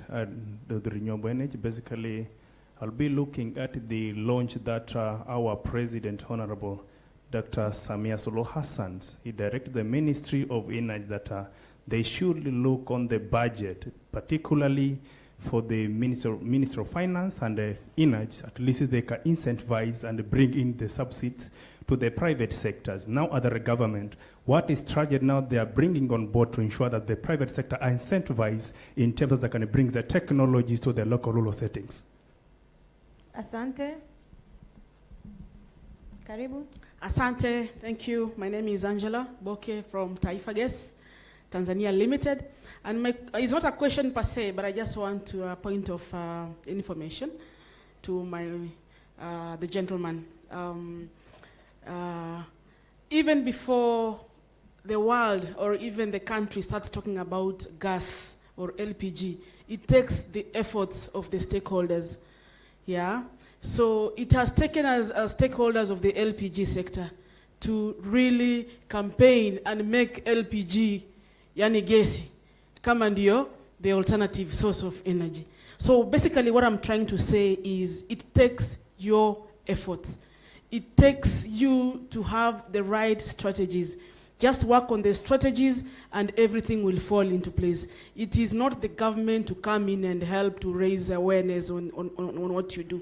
It is yourselves to put yourselves together, your associations and your strategies that will help you. Thank you very much. Asante. Nadhani kama kuna swali la mwisho. Asante. Yeah, naitwa Simon Rugazo, nafanya kazi na Tanzania Forest Conservation Group. Swali langu naelekeza kwa afisa kutoka wizarani. LPG ina changamoto kwenye issue ya security kama nchi, kwa sababu hizo zote zinakuwa imported. Sasa sijui kama nchi tumejipanga vipi. Kuna mtu aliwahi kusema kwamba mfano Al-Shabaab akazuia meli zisilete gesi kwa wiki moja. As a country, sijui tutakuwa tumejipanga vipi katika kuna hiyo situation. Na muunga mkono mwenzangu hapo alivyosema lazima tuangalie other sources ambazo zipo, lakini tunaweza tukazitumia kwa njia ambayo ni sustainable. Lakini kuna issue ya tariff. Umesema mnajipanga kupunguza kwenye tariff kwenye electricity. Yes, sijui hii mipango ikoje, kwa sababu Watanzania wengi tunapenda kutumia umeme. Ukiuliza hapa watu wengi wana majiko ya umeme na gesi, lakini muulize mara mwisho umeme alitumia lini. Issue ni tariff, iko juu. Ikipunguzwa kila mtu anaweza kutumia. Kwa miaka ya nyuma naweza nikasema, sijui niseme tu kwa wakati nikiwa mdogo, umeme ilikuwa ni kitu cha kawaida sana, tulikuwa tunatumia nyumbani. Lakini kadri tunashangaa ni kitu kinakuwa very expensive. Kwa hiyo tariff ikiweza itakuwa nzuri. Lakini kingine kuna issue ya capacity ya kusupply hiyo umeme. Najua tuna mipango ya bwawa la Nyerere, lakini so far kwa sasa capacity ya umeme, lakini ukilinganisha na demand inaonekana ni challenge. Maybe pia unaweza kunisaidia kwenye hiyo. Asante. Asante. Kwa sababu ya muda naomba tuanze kwako moja kwa moja Joyce. Karibu na maswali mengi sana. Thank you so much. Today the ministry is at the cornerstone. Okay, I'll start with the other questions, but we are here at the conference, we have representatives from REA and TANESCO.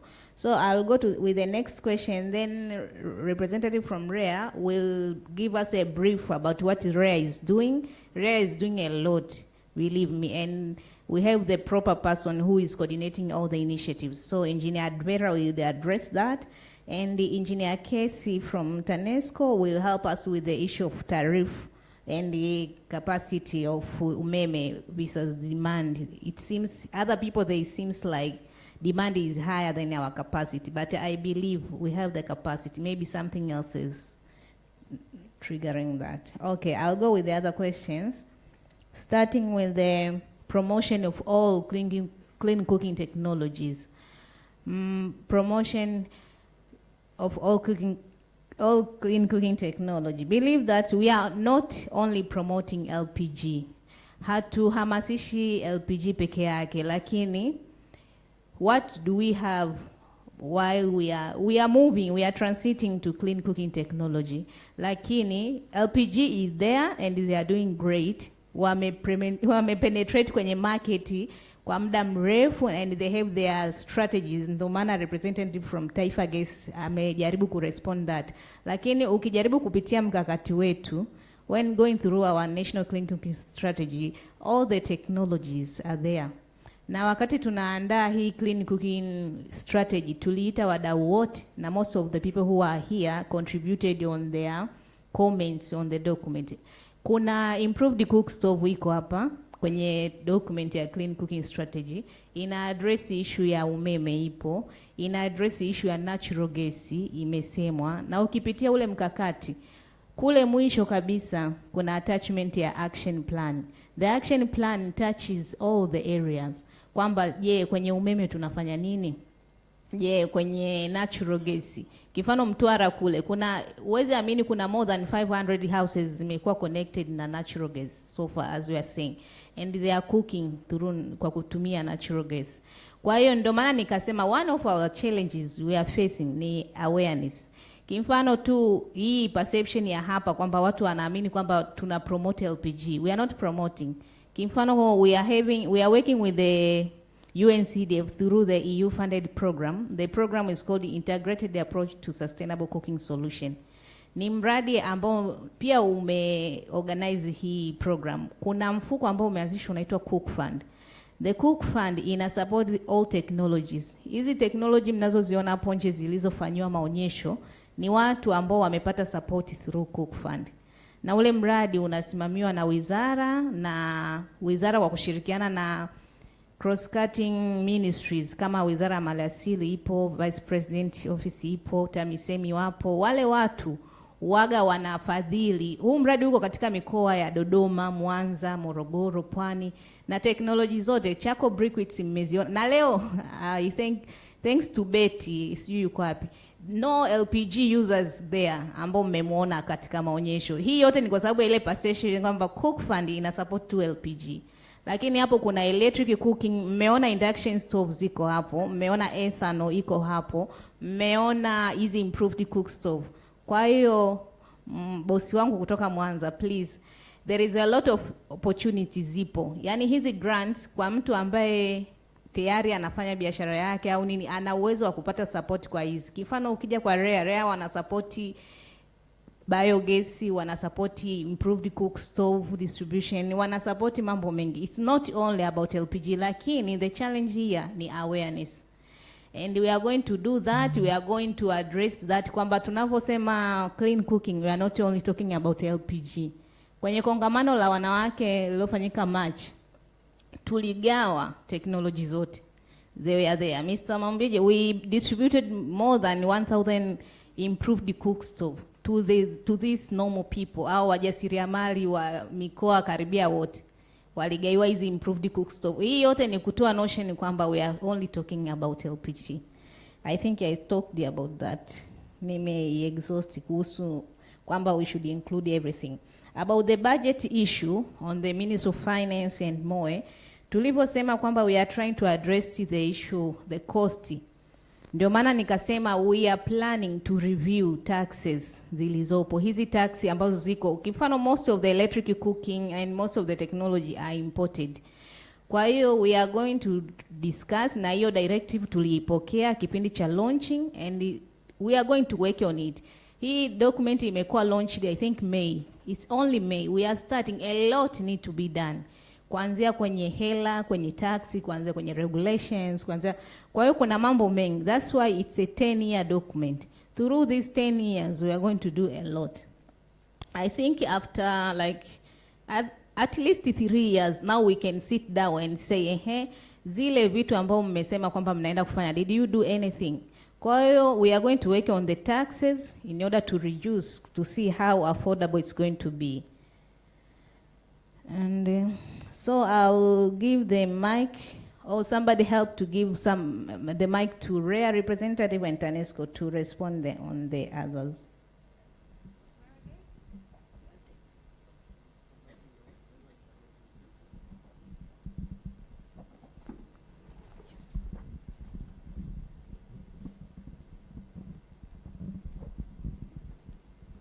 Majina yangu ni Ngereja Mgejwa, natoka Wizara ya Nishati.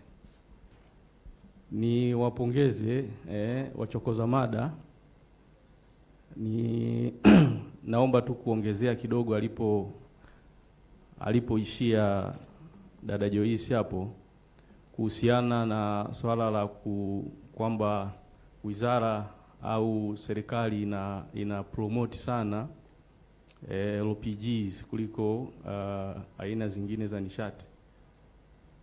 ni watoe wasiwasi kwamba Wizara ya Nishati kuna idara inaitwa idara ya umeme na nishati jadidifu. Mle ndani kuna kitengo cha nishati jadidifu.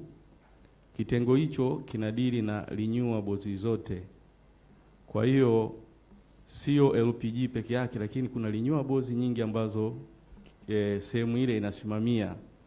Kwa hiyo tutoane wasiwasi kabisa, kama alivyosema kuna majiko yaligawiwa na hata hapo nje kama alivyosema. Kwa hiyo serikali inapambana sana, na hata sasa hivi tunavyoongea kuna mkakati wa nishati jadidifu ambao bado unaandaliwa, uko katika hatua za mwisho. Kwa hiyo mwisho wa siku ni kwamba aina zote za nishati ambazo ziko vizuri. Mchokoza mada mmoja hapa amesema kwamba tunaongelea habari ya clean. Lakini kuna aina nyingi sana za nishati. Mimi nakuunga mkono kwamba nishati za kupikia teknolojia ziko nyingi, na serikali inahamasisha aina hizo za teknolojia zitumike na wala sio LPG peke yake. Asante. Rhea na TANESCO.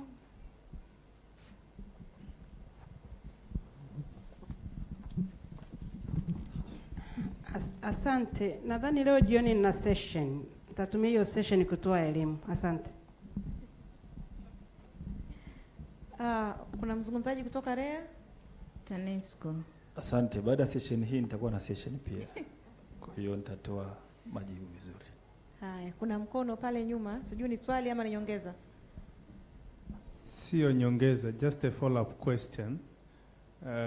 Ukilinganisha kwenye Ministry of Agriculture, nafikiri kumekuwa na initiatives ambazo za kusubside kwenye masuala ya mbolea, ambapo zimekuwa zikitukia kwamba kwa wote ambao ni rural settings au mtu wote ambao ni kwenye kilimo wamekuwa kibenefit kwa serikali kuweka some funding kwa hizi kampuni ambazo zinakuwa zinauza zile mbolea.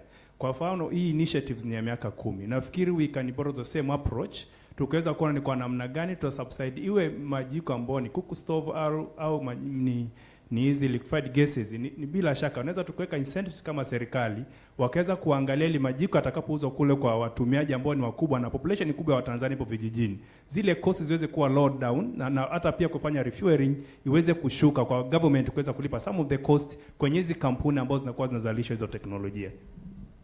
Asante sana. Majiko yako subsidize au kuna mpango wa kusubsidize mbele? Mpango upo, na don't miss REA session kwa sababu acha tu kuna kusubsidize. Some we have gone through the place where some of them they can be distributed freely to this household.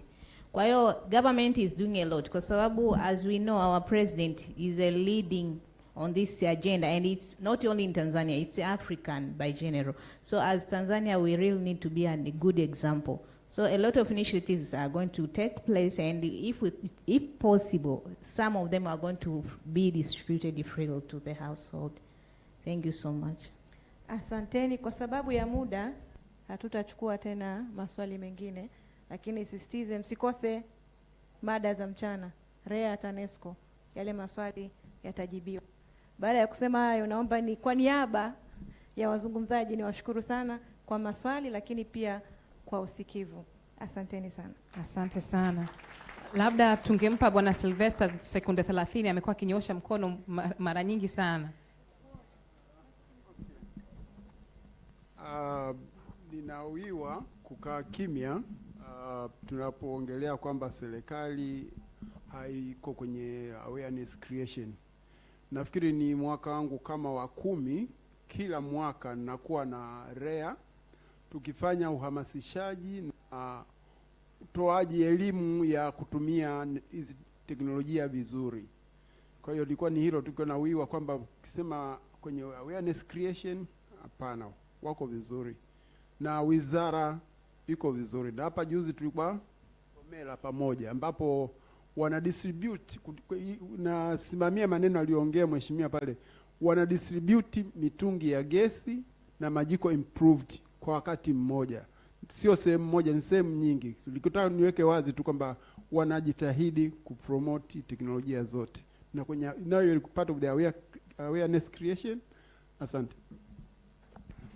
Asante sana, naomba tupigie panel yetu makofi. Tumpigie pia moderator wa panel yetu makofi, Miss Nafisa Didi. Makofi mbona hayatoshi? Naombeni niwaombe msimame muweze kupata picha kwa pamoja kabla hamjashuka jukwaani. Mngesimama hapa katikati napiga picha. Sijui mngesogea kidogo upande huu. Aha. Hii kuna gender balance kabisa. Alikuwepo jamani, alikuwepo. Kuna mmoja yuko hapo in kind. Ilibidi tu atoke.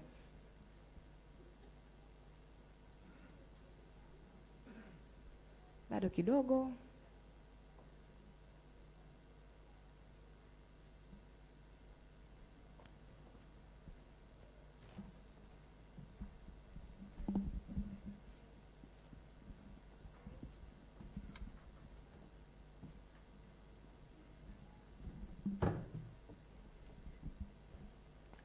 Asanteni sana, makofi tena kwao, makofi yaliyoshiba kabisa tena kwao.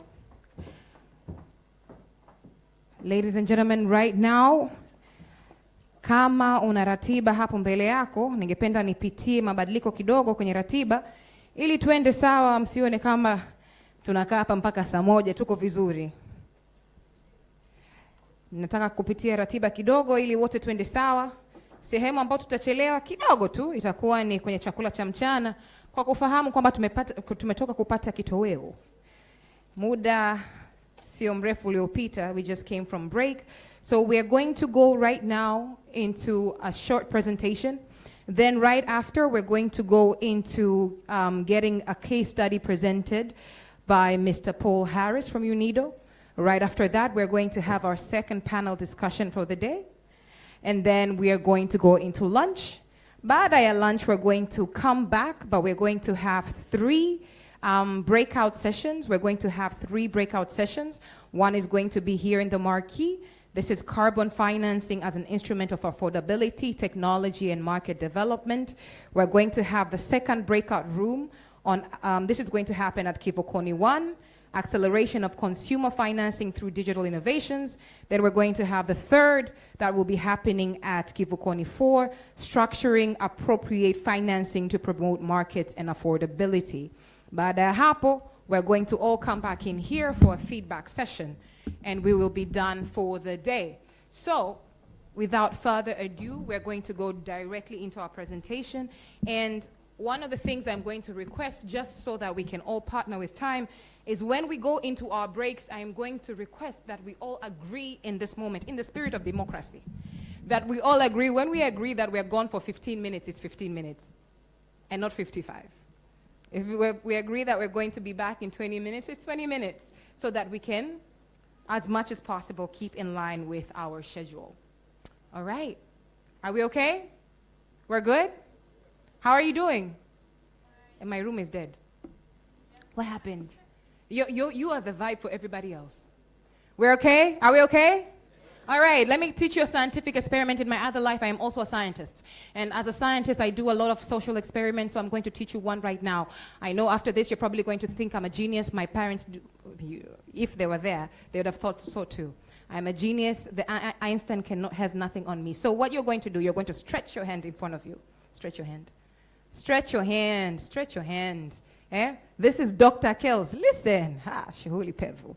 All right, stretch your hand before you. When I ask how you're doing, if you're feeling good, you're going to give me a thumbs up. If you're feeling, I'm not necessarily sure, I don't understand my life, you're going to give me right here in the middle. If you're feeling terrible, today's a terrible day, you have no idea why you're here or where you were born, you're going to put your thumb all the way down. Right? So if you put your thumbs down, there are also other doctors just like me in the hall. We have to take you aside and have a conversation with you. But I'm not trying to intimidate you in any way. Show me how you're feeling, all right? Hands out. All right, thermometer. On 1, 2, 3, how are you doing? All right. Ooh, okay, people are intimidated. I see you. You're there. All right, ladies and gentlemen, give yourself a round of applause. Are we ready to finish the rest of the session strong? We're good? We're ready to finish strong? Yeah, so give me some of that vibe, all right? We were supposed to have a presentation right now, and I was going to do, I was asked and requested by so many people to do the poem right now. Can I request that we do that poem later and we move on directly into the presentation? Is that okay? Perfect, all right. And with that, ladies and gentlemen, we're going to go directly into getting a little bit of technical conversation moving. We're going to have on the stage a presentation from Mr. Paul Harris of UNIDO. He's going to be speaking on planning the transition to clean cooking. He's going to be sharing the experience from South Africa. A hand of applause to him, tafadhali.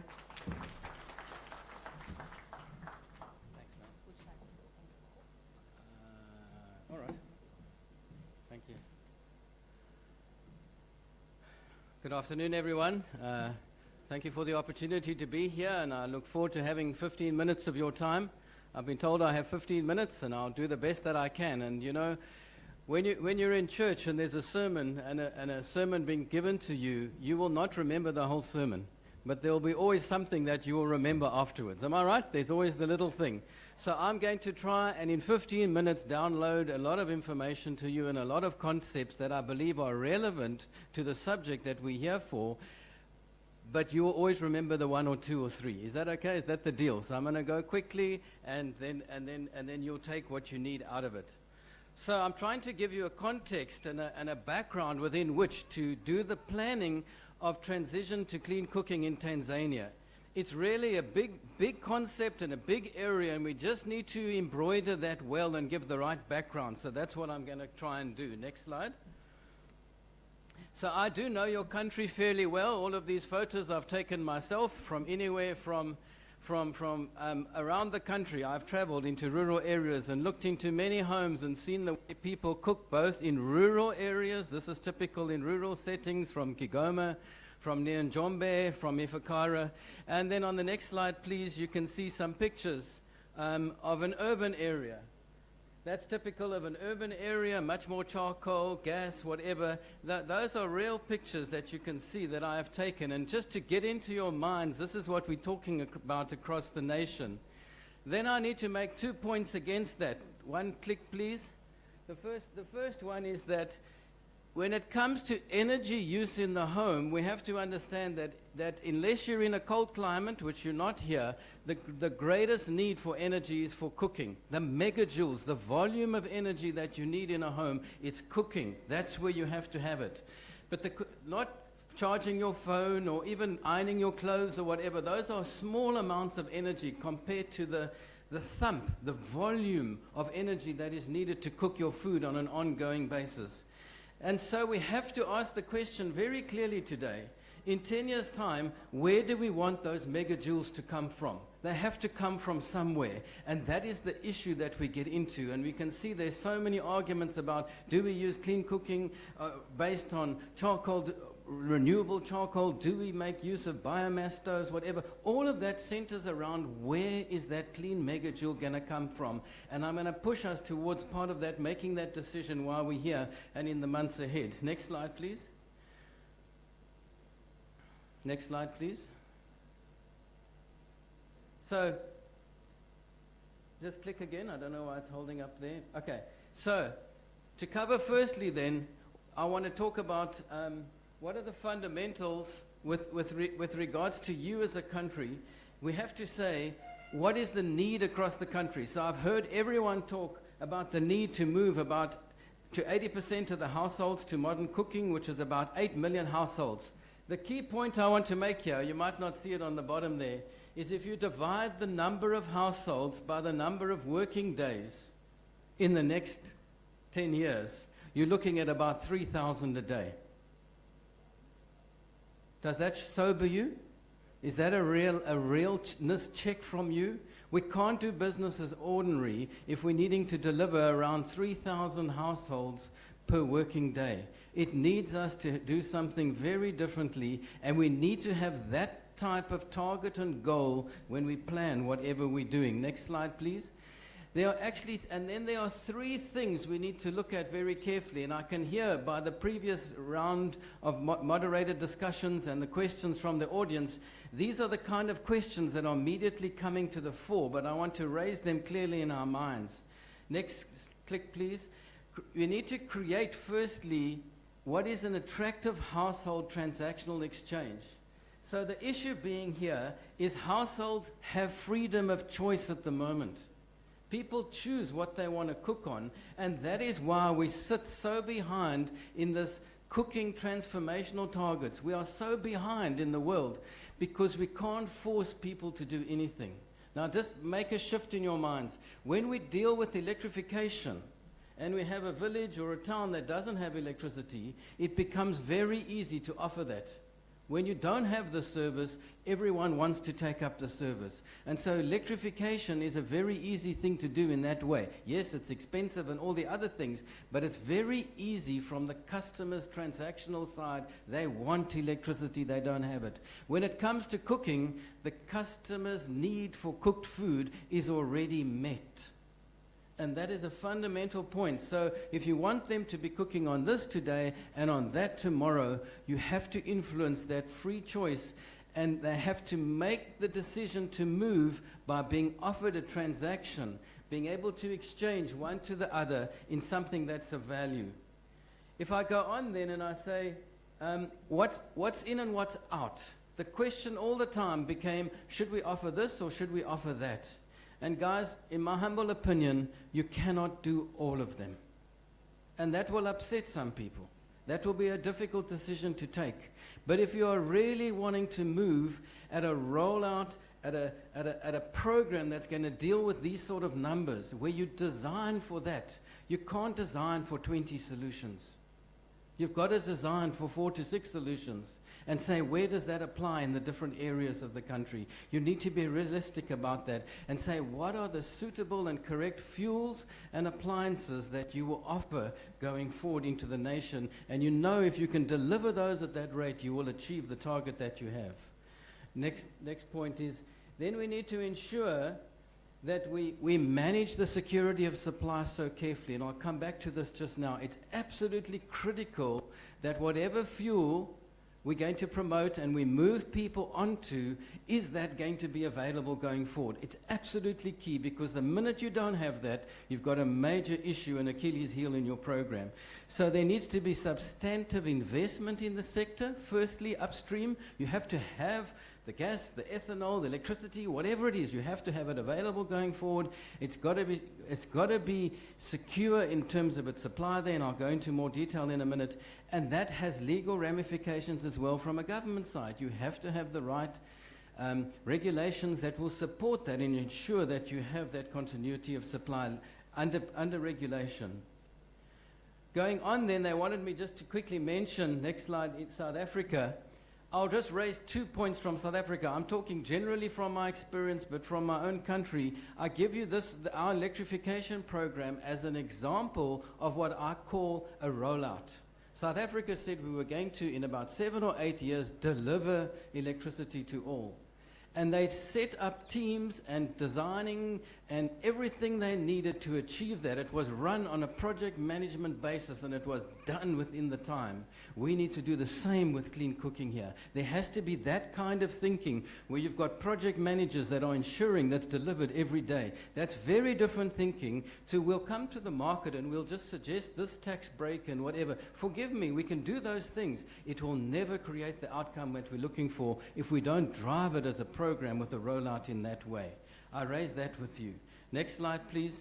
And another example from South Africa that I was involved in, we had a crisis in Cape Town with our supplier for a short season, and we tried to get people off electricity for a while, and literally within 3 months, an example was we delivered 4,000 large stoves and 88,000 two-plate gas stoves as a short-term intervention for a reason.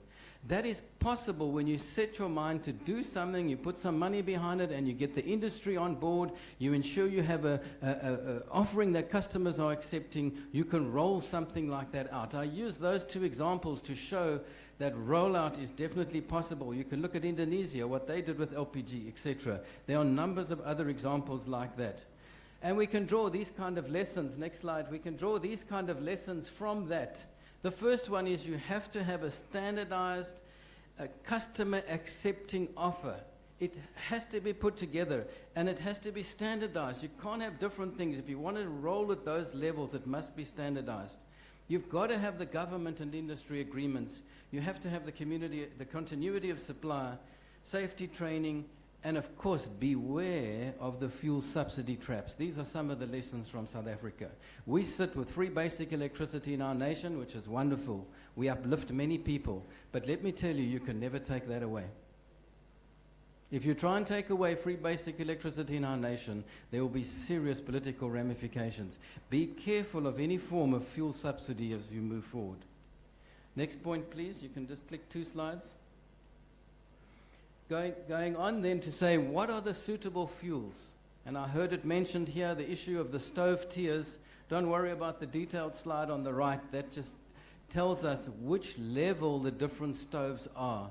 But my encouragement to you is that you look at tier 4 and tier 5 stoves going forward as a nation. You want to push it to those levels. Why?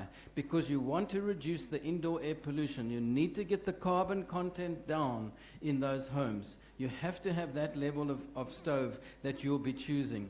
And remember that that's always fuel, appliance, and the service. You've got to understand that people purchase a fuel, need an appliance, that you can actually provide a service of the cooking at the end of the day. Always keep that in mind when you are making these decisions. We need to appreciate that some stoves are better than others from an environmental perspective. You can have 2 stoves that are both tier 4, but the one can be fully renewable as a fuel and the other is a non-renewable as a fuel. You need to take that into account. And then, of course, the 3 issues of availability, affordability, and acceptability. Where should it be delivered? Will the fuel be there? Can the household afford to pay for that? And then will the household actually use it? And we have to include the word of acceptability into what we're doing here as well. And in the end, come up with 4 to 6 combinations that you believe will suit the market in Tanzania. And then you design the rollout according to those. Next slide, please. Just a couple of comments then on which ones. This is me now. You can all shoot me afterwards. But at the end of the day, we have to say what are really genuine modern cooking options for us as a country.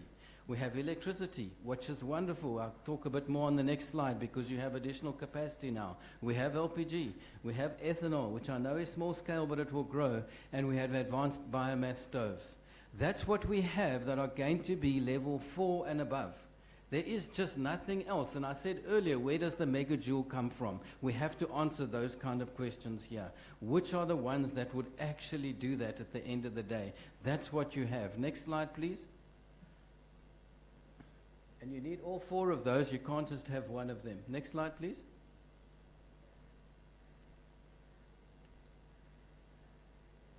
Then against each of those, or if you add others to the mix as well, you need to say, how do you create an attractive household transactional exchange against in every one of those? If households are not going to want it, you have a problem.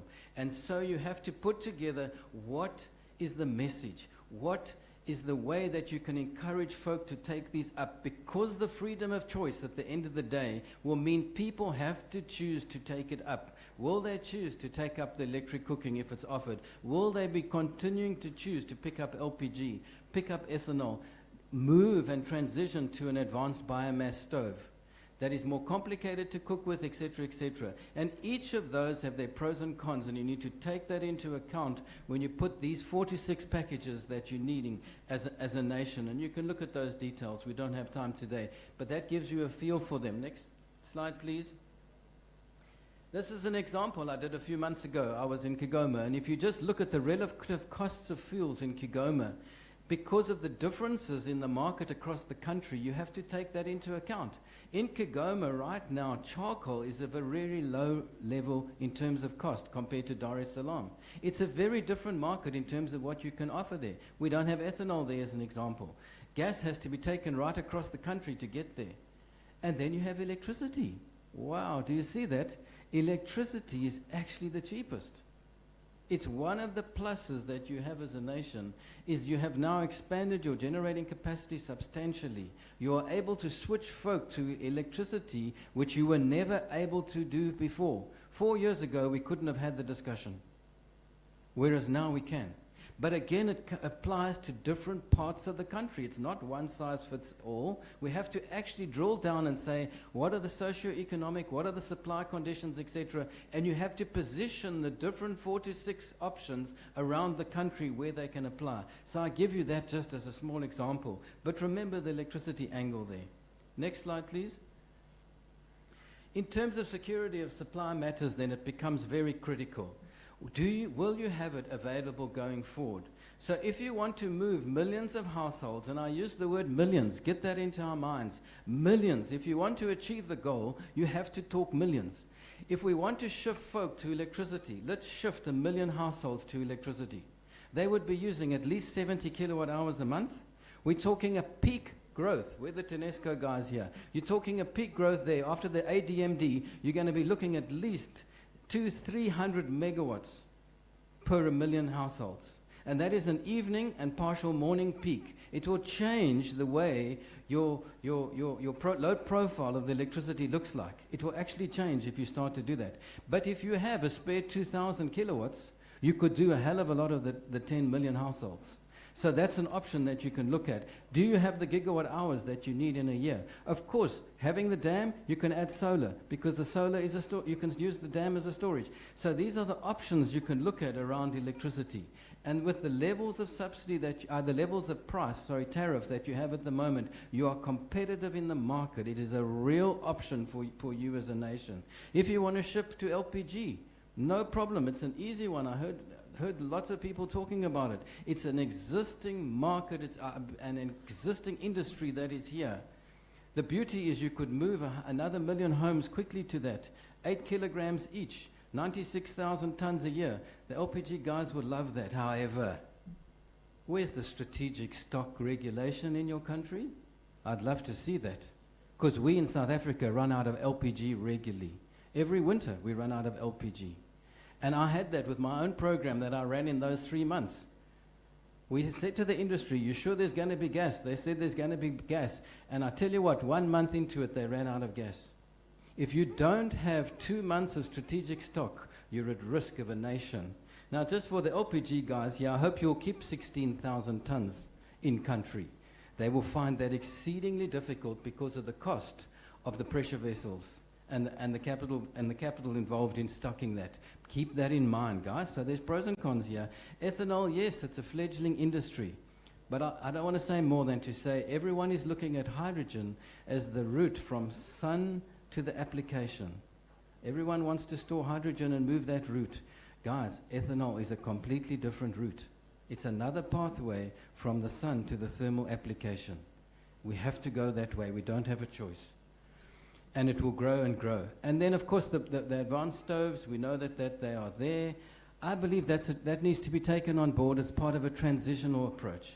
It's a transitional approach, and again, from a security of supply angle, look, if you're going to go pelleting or those routes, look at the pure volumes that you are needing. 540,000 tons you would need a year if you move 1 million households to pellets. It's massive volumes. You've got to have the industry for that then. You need to have the regulation. Guys, these are big industries that will support 1 million households each. And we're talking 8 million households. We need to get our minds around that. Next slide, please. And the next one. So, wrapping up. I think I'm virtually out of time here. I don't know how I'm doing. These are a few thoughts. These are just a few thoughts in closing about implementation. It has to be planned and it has to be funded. It has to be communicated well with the supply and distribution industry. They've got to come on board. There has to be the message. There has to be the champion. You have the champion in Madam President, who actually is sitting in my country right now at an inauguration today. She's there. But so you have her as a champion that you can use. Pick your 4 to 6 because you can't do all of them. And then run it in the way that you would run any other rollout program of delivery, where there's targets to be met, monitoring, etc. Because what is measured is managed at the end of the day. Last slide, please. And I shut there by saying, let's keep those 3 points in mind as we move forward. What fuels and appliances will we choose? What packages will be put together? How do we get it attractive to the customers that they'll actually shift, and then ensure that the industry underpins what we're doing in the end to achieve that level of target. Thank you all. Thank you very much, Mr. Paul Harris. Makofi kwake tena. Don't leave the stage. I'm going to ask you to take the seat right behind you, and I'm going to ask the team to help me remove the podium. Yes, you are out of time, but considering I read the room, everybody was engaged and hooked, so there was no way I could stop you, but, pardon? It was perfect. It was perfect. Ladies and gentlemen, we're moving directly into the panel that's accompanying this case study presentation. And I'm going to call the panelists onto the stage.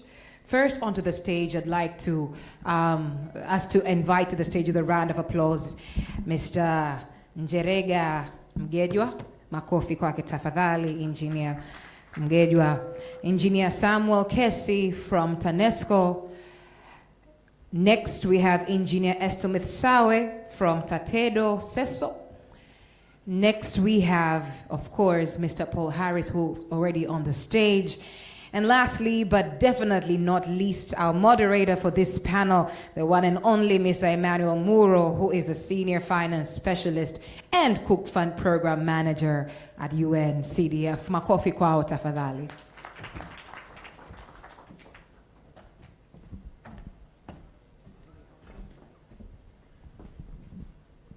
Over to you, Mr. Muro.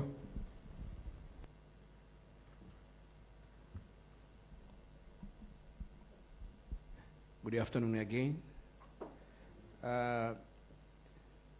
Thank you, Mr. Powerson. You have given us the heads up of what we want to discuss about the appropriate energy mix and energy security. Since 2022, when Madam President launched the national level awareness campaign on the clean cooking, we had a lot of discussion, we have a lot of competition, a very competitive market. But for sure, our market for clean cooking in Tanzania is a mixture of formalized market, semi-formalized, and informal. Only LPG is regulated by EURA and TANESCO by selling electricity, but other forms of clean cooking energy are semi-formal and informal. But as a nation, we need to have appropriate energy mix and energy security with a very clear roadmap. Now I have a question here, and welcome Mr. Engineer Kesi and Engineer Sawe and Engineer Ngeleja from the ministry. We are missing one person here from LPG Association, but we can afford to include this question, which was targeted to him, to other panelists, so that we can have very constructive discussion and the resolution of what we want to achieve. To you, Engineer Kesi, I think you appreciate that most of the household in Tanzania uses more than two or more energy for cooking because of uncertainties in the supply of either fuel, availability of stoves, or stove prices are very expensive, sometimes seasonality of income, and even lack of after-sale services. Somebody can buy stoves, but once it's broken, there is no after-sale services. With these challenges, and while we are encouraging many people to use electricity as a homegrown solution compared to what others said about LPG, which is imported, now we have invested a lot for quite a long time in terms of generation, transmission, and distribution. And REA and TANESCO, you are claiming to access 80% of Tanzanians.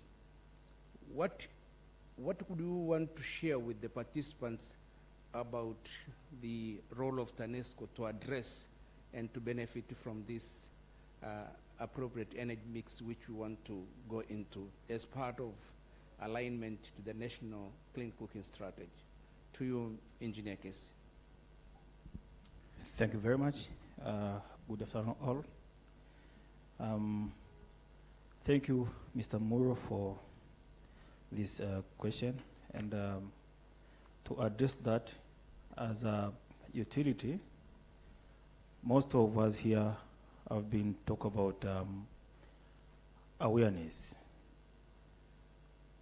Most of our customers, they lack awareness in regarding to cost of using clean cooking.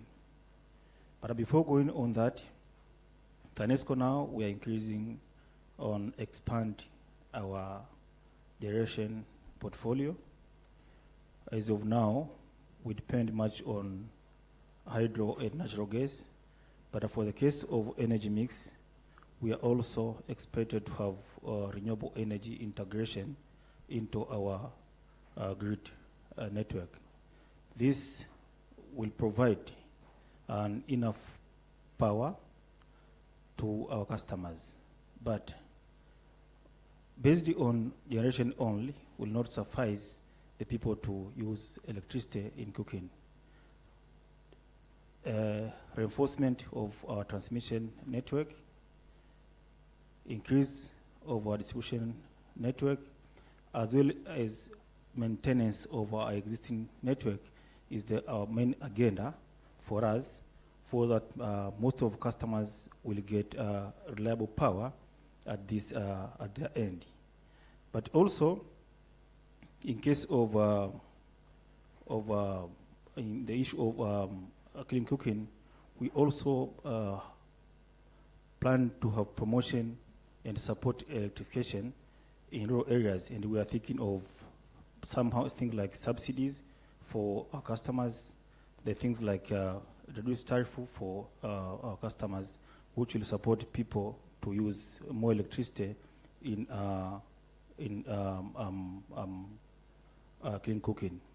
But also, we plan to work with suppliers. We as TANESCO, we are not able to supply cooking appliances, but are working with reputable who can support and supply efficiently electric appliances will support us to move in this agenda. Thank you, Mauro. Yeah, thank you, Engineer Casey. I'll come back to you. Now let's have a response from the Ministry of Energy, Engineer Ngeleja. Engineer Ngeleja, from the Ministry of Energy, towards 80% transition by 2034, we need to have annual target for each type of cooking energy technologies. In this case, I'm talking of stoves and fuel. The investment required both from the public and private sector. As we are launching the national strategy for clean cooking, do we have a clear roadmap?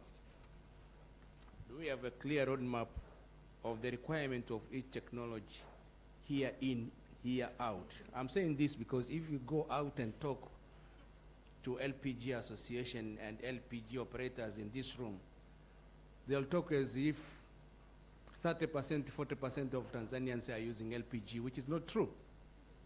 And even if you give them opportunity to supply LPG in Tanzania, alone without even electricity, the capital investment required in terms of importation, port capacities, regional and district depots, down to village level, is substantial, and it requires a number of years to invest. Now, do we really have a roadmap of the way we are going to transit, year in, year out, on how we are going to increase electricity, LPG, while we are trying to reduce the use of charcoal and firewood in line with the national clean cooking strategy? To you, Engineer Ngeleja. Thank you, moderator, for that good question. Currently,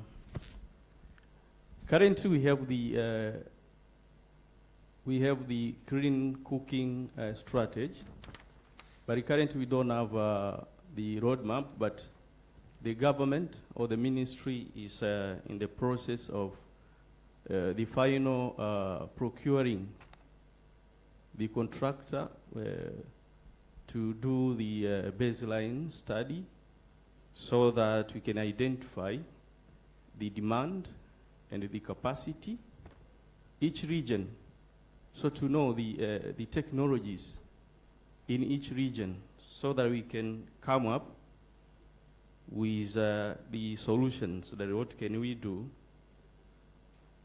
So currently we are just, I think the next financial year we will finalize. We are in the final stage of procuring the contractor, so the next financial year I think it will be ready so that we'll know to have the exact needs to each region.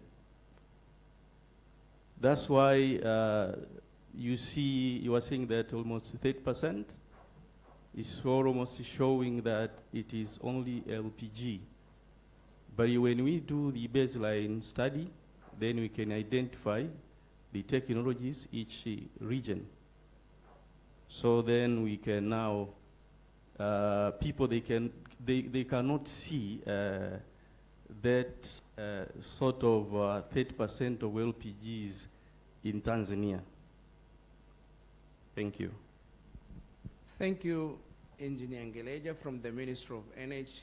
Now, back to you, Engineer Sawa. You've been working with the Ministry of Energy for quite a long time, and then you established Tatedo a number of years ago. It's a research organization. Now you're embarking into really business of selling stoves and especially improved charcoal stove and electric pressure cooker. Towards this transition to 80% by 2034, there will be huge substitution of charcoal and firewood into the form of more cleaner cooking energy solution. This requires also organized messaging, I'm saying messaging, from the government, from policymakers, regulators, private sector, development partners, to avoid misinterpretation. Because as we are speaking, there are people who are saying this form of energy is dirty, it's not required, but the government has already given us the 10 years transition. 10 years transition on how we are going to substitute charcoal and firewood. In this case, how do you view this, given majority of Tanzanian households are still using charcoal and firewood, specifically Dar es Salaam, which is connected by 80%, but even 10% of the connected household are not using electricity? Engineer Sarah. Thank you, Mr. Muro. Good afternoon. Thank you for the question. I think the question is quite relevant that majority of the households, they are using charcoal and firewood. We are almost 90%, the country is at 90% using firewood and charcoal. And to achieve 80% after 10 years, 80% target is a huge target. And I will think that the most important thing here is to approach or to scale up to 80% in phases. Because the important thing is to see that the majority of those who are using firewood and charcoal at the moment, the issue of availability and the affordability of clean cooking solutions is very important.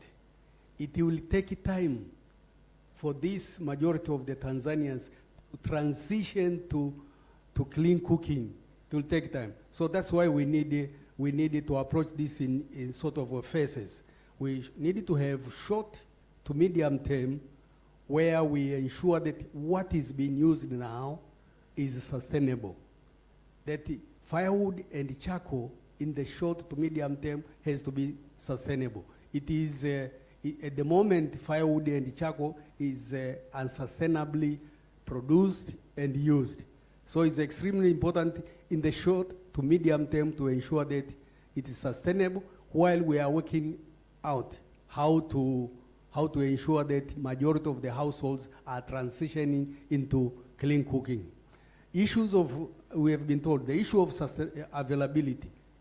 availability and even acceptability is so important here.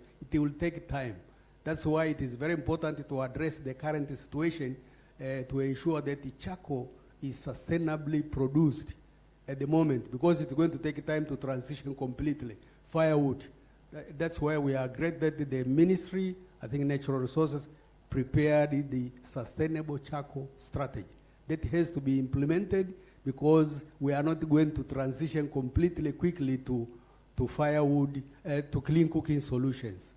And in order to send the right message, I think it's very important that all the stakeholders, the government, the private sector, and even the civil society, they come up with a very clear message that is not confusing the stakeholders. That we need to have a very clear awareness and the communication strategy that is sending up a clear message that this is where we are going and this is how we are going in these phases. And in the long term, when we have addressed the issues of availability of these appliances and fuels, we have addressed the issue of affordability, the issues of acceptability, then we can really, we will be in a position now to encourage and to help most of the households to transition to clean cooking solutions. Thank you, Mr. Moro. Thank you. Thank you, Engineer Sawe. And let's take a very clear message from Engineer Sawe and what Paul has said, that the use of charcoal or firewood is part of transition towards the clean cooking. And that's why the government provided this 10-year. But Engineer Sawe is insisting on whether we are going to use charcoal tomorrow or next year. There should be a regeneration of more trees, because we need trees not only for cooking, but also for climate effect. So that's why he's talking of sustainable production of the source of charcoal and firewood. But again, we have to go back to the reality. Paul said the choice of technology to be used is a free choice. You can't go out and force people that you have to use this technology. There is a free choice there. So even if development partners, government, private sector, we would like to do a lot of campaign, still the choice goes to the user. And in this case, we need intensive national awareness campaign, not only to force or to convince somebody to use a particular technology, but also to use the mitigation strategy and use the alternative way that please use this technology because of your own health, because of your negative consequences of the climate change, and several other disadvantages, so that the user can weigh out and freely choose which one to use. Now we are going to, we are about to finish the first round. To you, Paul, you have also answered part of this question, but again, let me ask. Due to apartheid policy in the late 70s and 80s in South Africa could not import LPG, and therefore opted in using more of electricity for cooking compared to LPG. What are the positive and negative transfer of learning which can help us to replicate or mitigate while we are planning for national appropriate energy mix in Tanzania? Sure. Yes, that is absolutely true. Because of the apartheid government, we were not able to import petroleum products. As a result of that, homes became very electrically focused and did not move to petroleum fuels like LPG. And as a result of that, the 2 points we can get out is that firstly, the all-electric home was elevated to the prestige level. Anything else was not acceptable. So you could even come with LPG or other things afterwards and they weren't accepted. When people got electrified under electrification, they immediately moved to the all-electric home for cooking. And the lesson we can learn there is the aspirational nature of people. To make something acceptable, it's got to be aspirational as well. And so our whole nation moved to electric cooking. And it's really across the board now. And the other factor that pushed it was the issue of price. We had the cheapest electricity in the world. I know it's coal-based. We can argue all the carbon stuff. But at the end of the day, we had the cheapest electricity in the world. And people saw that electricity was cheaper than paraffin or the other fuels that they were using. And there was that switch to electricity. So it pushes those 2 points of the cheapness of the fuel and the aspirational nature of it. The consequences, though, is we introduced a lot of free basic electricity. We're not getting away from that. You cannot remove that. That is the issue of our lives now, that we have to give a certain amount of kilowatt hours that at a cheap rate. Secondly, it's left us with a legacy of being carbon-based because we chose the wrong channel. It became carbon-based electricity. And the third issue that Engineer Casey, I'm sure, would appreciate is it's given us a massive evening peak problem. We always have most of our load shedding in the evening because of the cooking and the evening loads that we have. So if you look at the load profile, we've got a serious evening load profile in South Africa because of the residential loads. And those are some of the consequences. And so you can take these into account when you move forward. Thank you, Paul. Back to you, Engineer Casey. For every action, there is equal and opposite reaction. I didn't study physics anyway, just Form 2. But for every problem, there is a business opportunity. For every challenge, there is a business opportunity. The government has abandoned the use of charcoal and fire for public institutions and private institutions which are feeding more than 100 people at a time. And TANESCO, you are now adding in more than 2,000 megawatts from Nyerere Hydro Dam. I understand also you are now embarking into regional initiative of East Africa Power Pool and SADC Power Pool, where you are going to have the constant supply of electricity and likely want to experience power rationing and power cut. In this case, you have 80% access in Tanzania, but very low percentage in terms of household connection because of the challenges, financial challenges to connect. Now you are going to have huge hydro generated, which you can't store, and you have very few users, and we have used a lot of taxpayers' money to invest in that.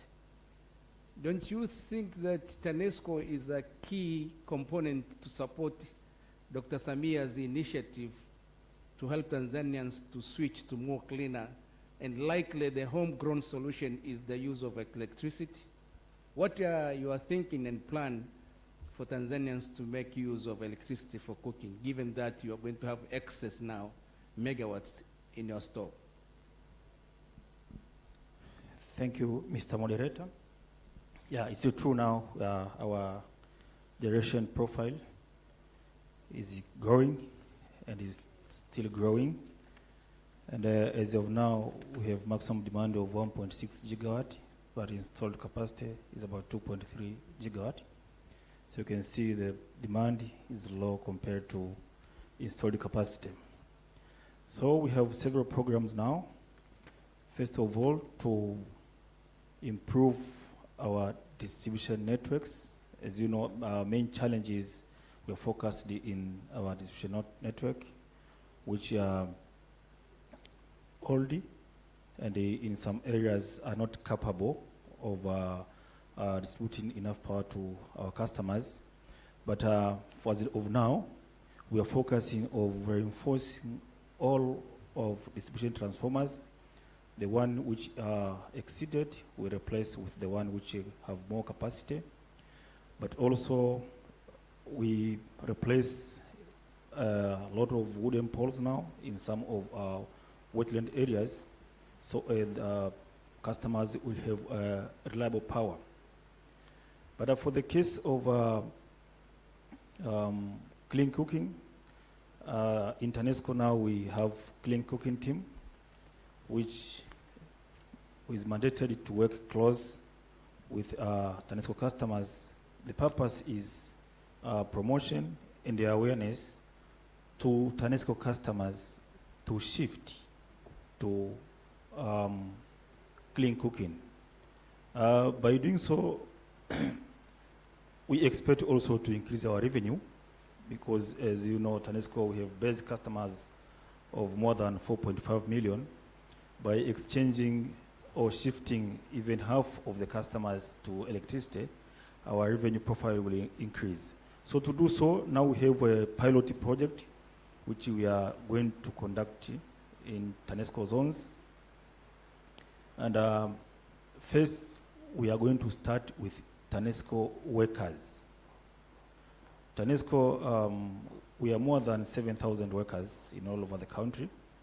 And there is a lot of discussion here regarding people using electricity by cooking. Even some of TANESCO staffs, they don't use electricity for cooking. And even you stakeholders here, some of us were not electricity for cooking. So we believe that charity should begin at our homes. So how are we going to use TANESCO staffs in this project?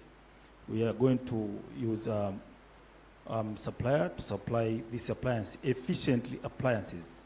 One of the stakeholders here asked a question regarding tariff on electricity cooking. The main challenge is not cost of tariff. The challenge is appliances which we are using for cooking. If we use proper, efficient appliance, I believe that the cooking with electricity is cheap more than other energy sources. But being a lot of inefficient appliances in the market, that's how you can see cost of cooking with electricity is high. So with TANESCO, we are going to start this project by TANESCO staffs, and we roll out to our customers. But we'll work close with a supplier who will manage to supply appliance to our customers. Another plan is we'll have a team at our TANESCO, at customer desk office, who will be able to respond to customer queries regarding this appliance, and we'll work close to the supplier who will be supplying this equipment. Thank you. Thank you, Engineer Casey. Because of time, I'll cut it short, but we want to hear from the government. Engineer Ngeleja, when Paul was presenting the experience of South Africa, he tries to put the projection into numbers and quantities, down to number of hours, number of days required to be invested. Now, with the strategy in place, have we really translated the requirements in monetary terms? And do we know exactly who is going to play where? Private sector, public sector, or the combination of that? Because energy is low, big volume, low margin business, and to put the private capital into it requires long-term forecasting, and private capital needs to get return as quickly as possible. Have we translated our strategy and our roadmap into monetary terms? Thank you, moderator. I think the answer is yes. Because you see, when you delve into the strategy, you can see that there is a plan to expand the LPG receiving facility so that we can import, or we can receive almost 40,000 metric tons by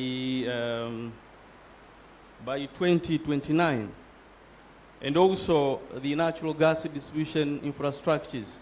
So it's where you see that even the private sectors and others, they can participate in. And also there is electricity distribution in the villages. The plan is up to 2028 to finish all the villages having electricity, even the hamlets. So if you have electricity up to the hamlets, then it becomes easy, and so that people they can use electricity for cooking. So then you need private sectors and others to participate in. And also, that's why I said that the ministry or the government is just emphasizing even private sectors to engage in different cooking energy solutions or technologies.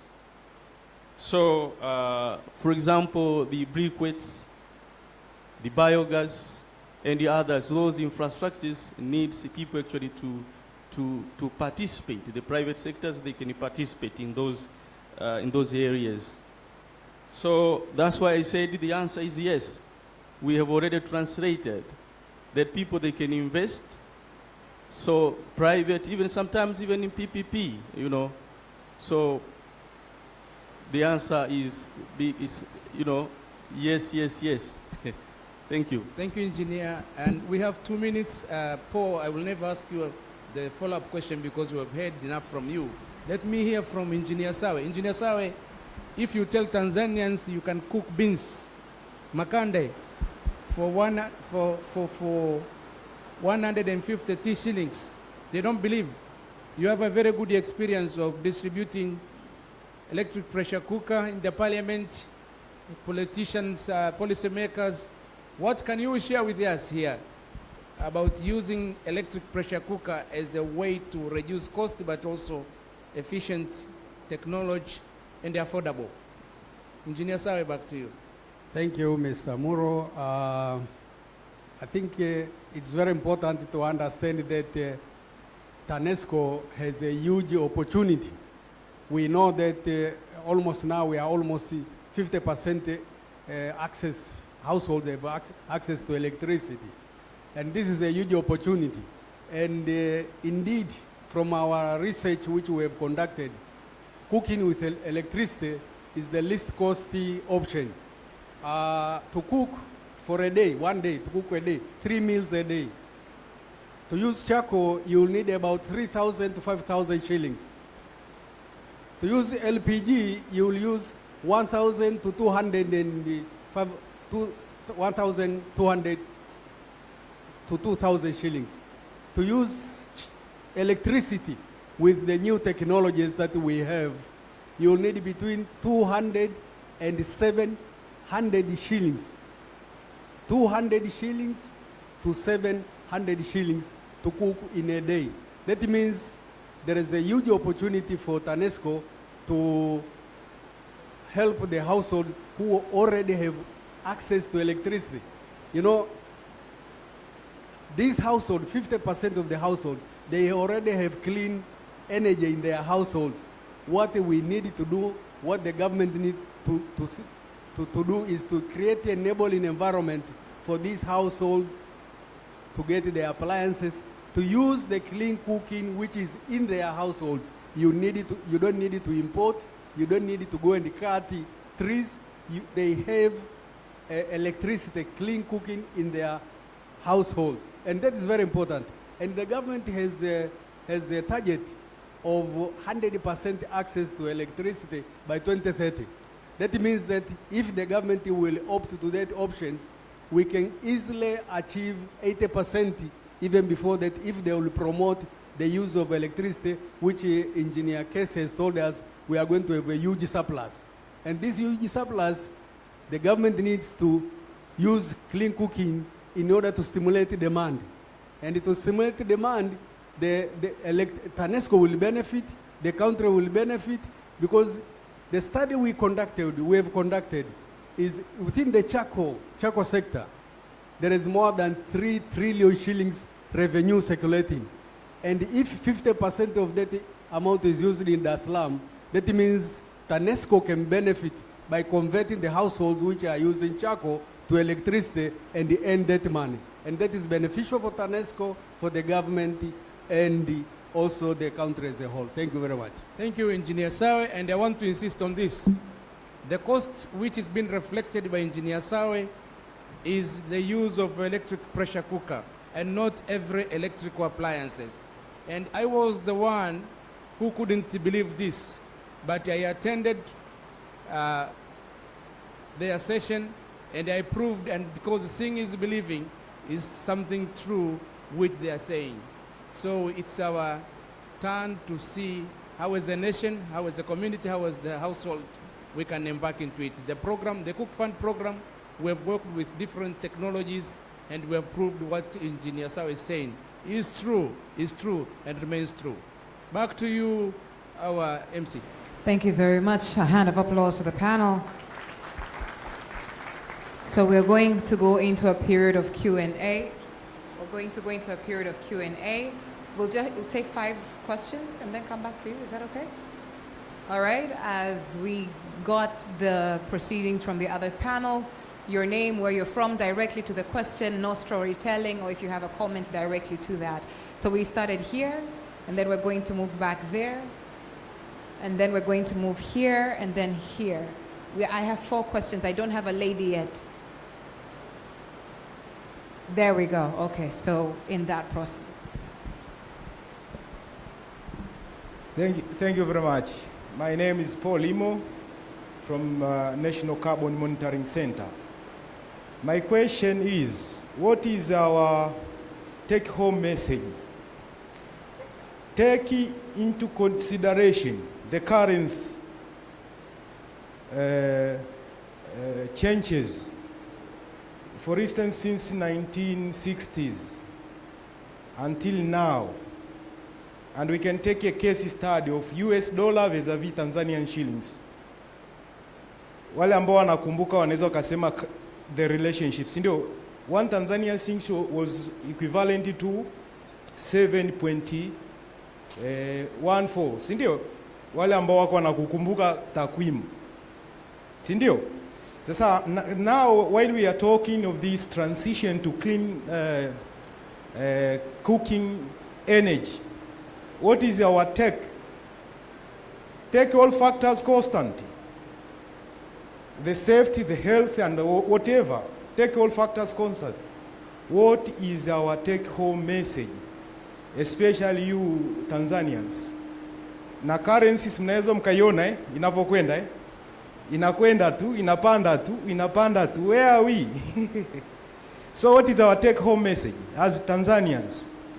Thank you very much. Thank you very much. Currency considerations, karibu. Asante. Naitwa Samson Wilson, natoka Venture One Company. My question goes to Mr. Ngeleja from the government. I heard very well when Paul was presented about the numbers, especially if you want to talk about the project, you have to think about the bigger number, 1 million households. So when we are talking about the initiative of the government, let be LPG or whatever energy we're talking about, are we serious, ready for this with numbers? Thank you. Thank you very much. Do the plans align with the numbers in place? Thank you. Good afternoon. My name is Isaac from Consumers Choice Limited. My question is directed to Paul Harris. I'll be focusing on ethanol. We all know that setting up a distillery for producing ethanol costs millions of dollars. Now, in order to accelerate the rollout of ethanol production in Africa, especially by involving small and medium enterprises, what is the immediate solution to the investment of distilleries? Or how could you advise SMEs' participation into the production of ethanol for cooking purposes? How to incentivize SMEs' engagement in ethanol value chain production. Thank you, Max Pedretti, European Union delegation. Congratulations to Paul Harris for the brilliant presentation and to the panelists. Just a recommendation. I think the cost per meal preparation is an essential information to be used in the awareness strategy. It's really, really important. And it was not actually very clear when you mentioned electric cookers, what kind of electric cookers, because you can have an induction cookers, a pressure cookers, a normal electric stove, and we know the difference can be significant. So my recommendation is to inform the people about the different stoves, the different cost per meal preparation, also in different settings. It was impressive to see in Kigoma how already electric cooking is competitive with charcoal. But what is the situation in Dar es Salaam, where Dar es Salaam charcoal is even more expensive? And then the panelists also exhausted other issues I wanted to raise, namely the capacity of TANESCO to absorb a potential increase in demand. Because we have the generation there, but is the infrastructures now capable of absorbing a potential increase in demand? And maybe lastly, just for your consideration in terms of tariff, there is an example in Uganda. In Uganda, they have a lifeline tariff, they have a normal tariff, but in between there is a cooking tariff. It's an intermediate level of tariff that is further encouraging the use of electricity. It's just for your further reflection. Thank you. Thank you very much. Thank you. My name is Salome Tonde from University of Dar es Salaam.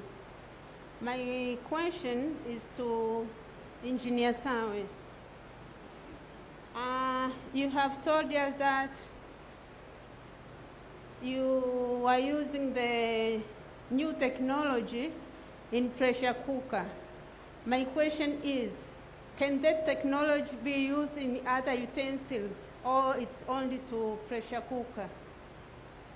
If that technology is cheap, why can that technology be used in other areas instead of only pressure cooker?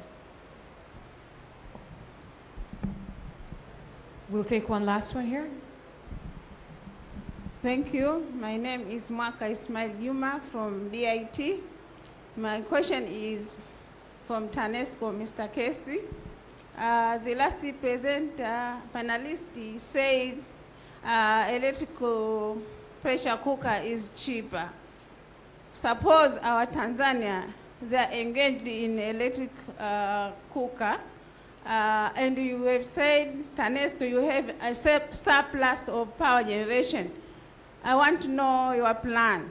If all of us we are using electric pressure cookers, and then they are using electricity you are generated, I want to know the plan of TANESCO, what is going on if all of them we have an electric cooker. Thank you very much. Over to you, Mr. Muro. Thank you so much for very good questions. And because of time, let me go directly to TANESCO. Engineer Casey.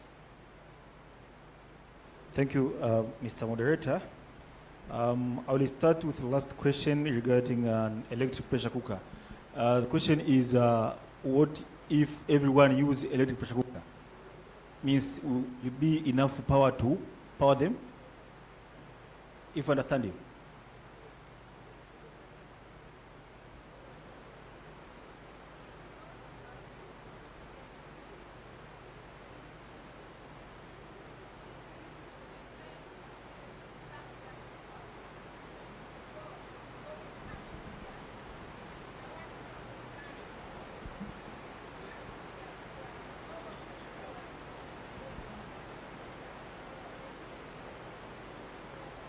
And you have a surplus of power generation.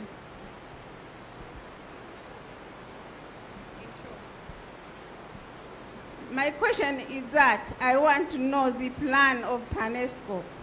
If all of us, we are using electric cookers, and you are realized today you have more power generation. If for 10 years ago, what is your plan? Thank you, Dr. Mwaka. Yeah, our plan at TANESCO is to promote using efficient electric appliances. But as the strategy said, it is 80% going to shift. I am sure not all people will be able to use electricity cooking. Some will use other sources, depend on their location, on their type of meals, on their affordability and things like that. But TANESCO our plan is promotion of use these efficient electric appliances. If electric pressure cooker is efficient, is one of them. And to respond on question from my colleague, of course, it was a recommendation regarding lifeline tariff, normal tariff, and cooking tariff. Of course, we are going through literature regarding Uganda and Kenya.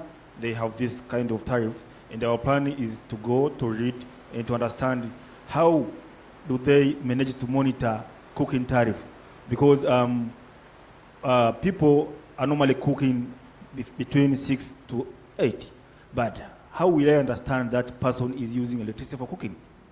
That's the issue of research, because someone can use this unity for cooking. So it is the thing which is in our discussion, and we will see how to go about that. Thank you. Thank you, Engineer Casey.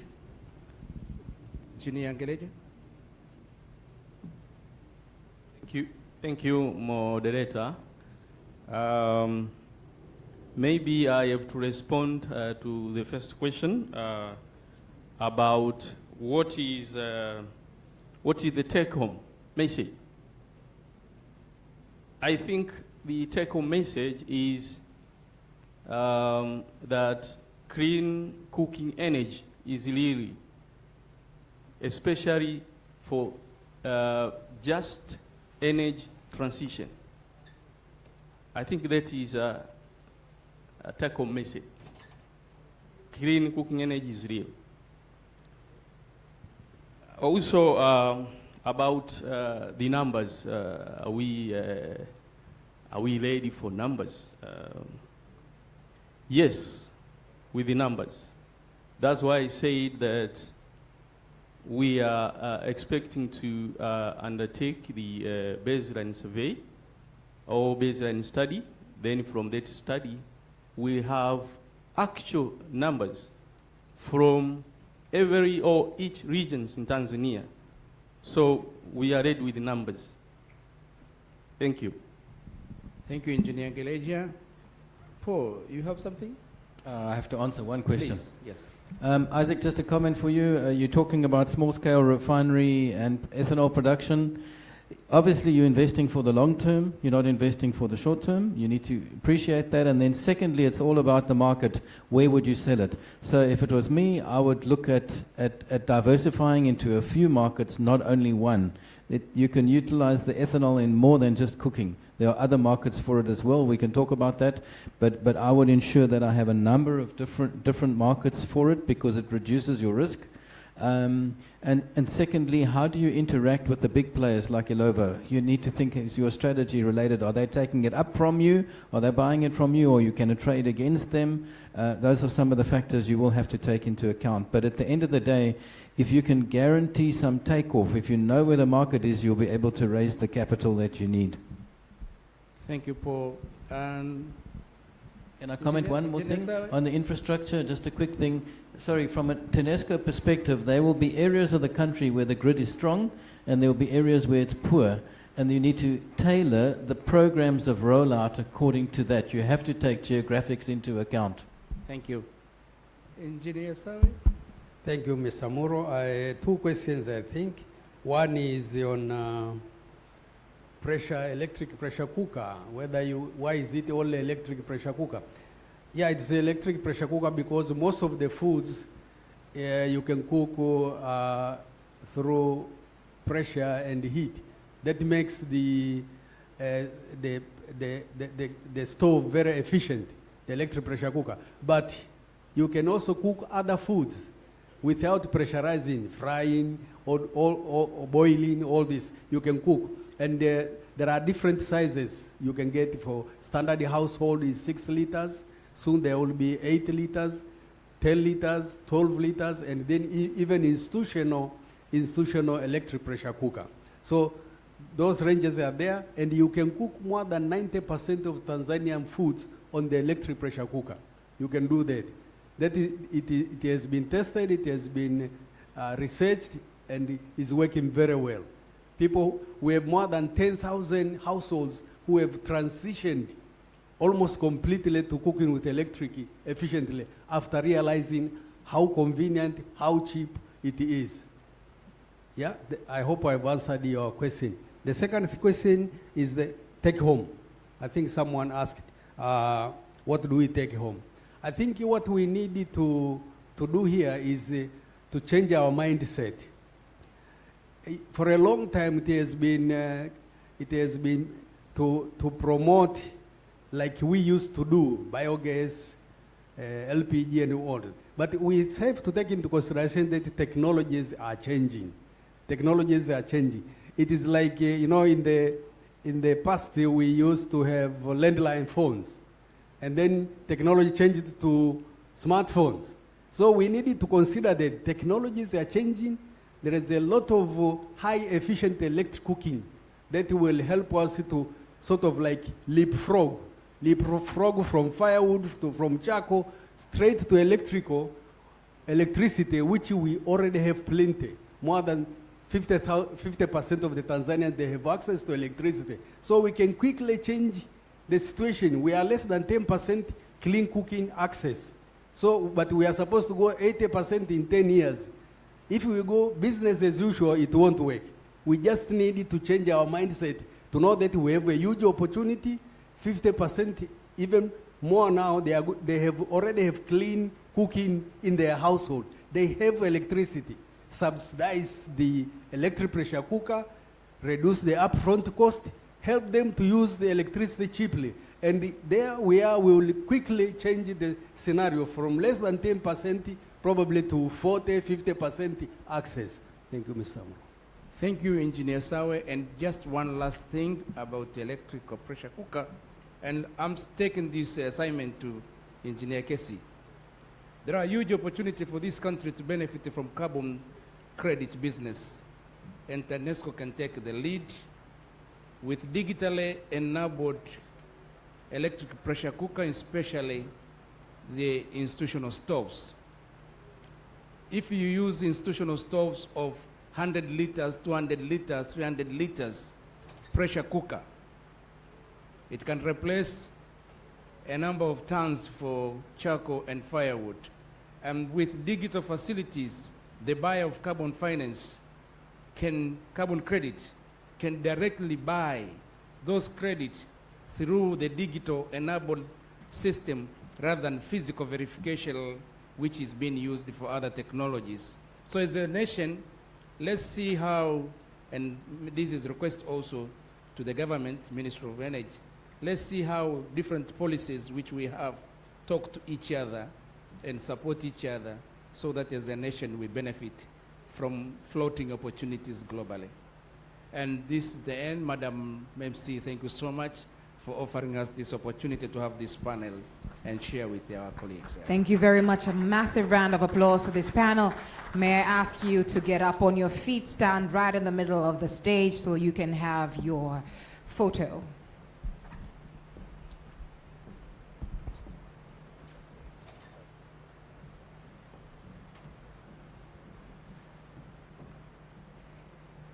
There was a question on currency. I do believe that is a lunchtime conversation that can be had. Are we feeling good? We feeling okay?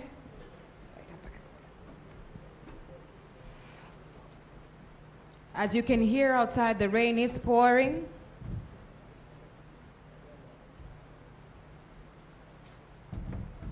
The rain is pouring and we have lunch. Thank you so much. Nadhani tumemaliza. We're good? All right. Asanteni sana. Another round of applause as the panel goes down.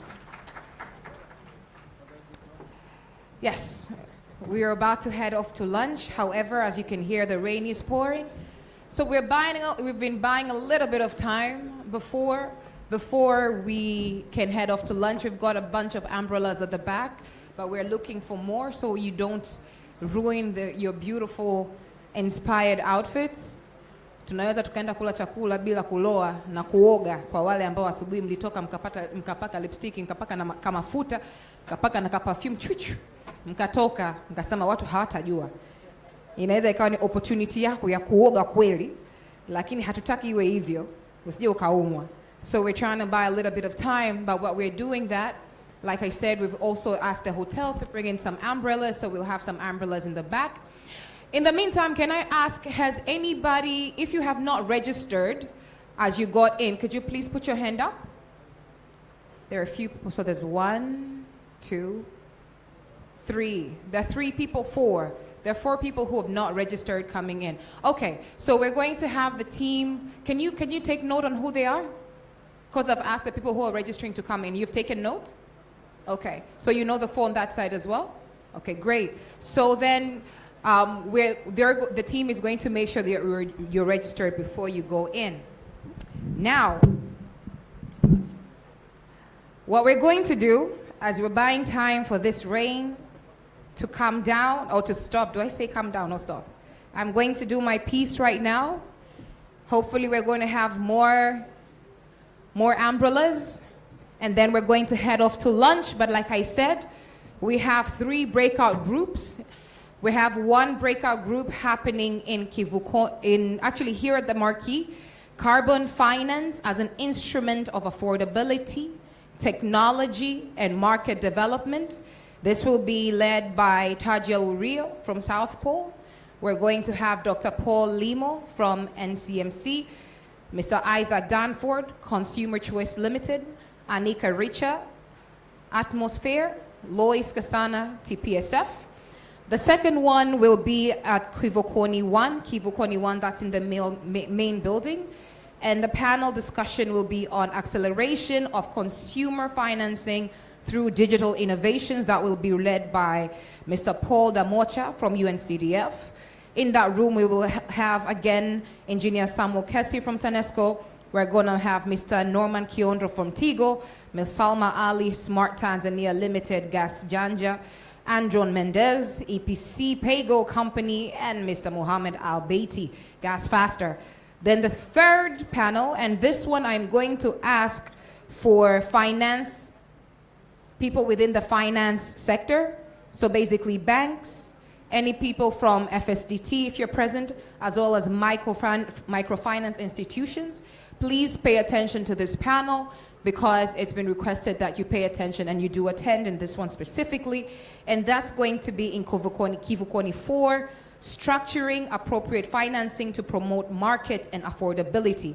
This will be led by Ms. Sarah Majengo from Kengo.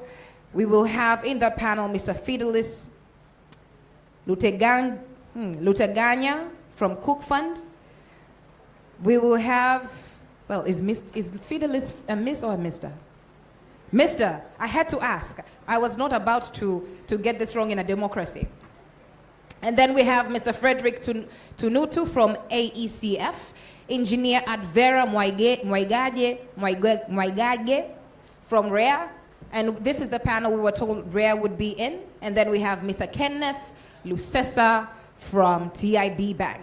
All right, those are our 3 panels. So take a note of where your panels where your panels are. So we'll have one at the Marquee, another one in Kivukoni 1, and another one in Kivukoni 4. And we will go there immediately after lunch. We will not have a pause. We will go there immediately after lunch. And with that, Mr. DJ, give me my track. I'm going to once again ask for your attentiveness, for your engagement.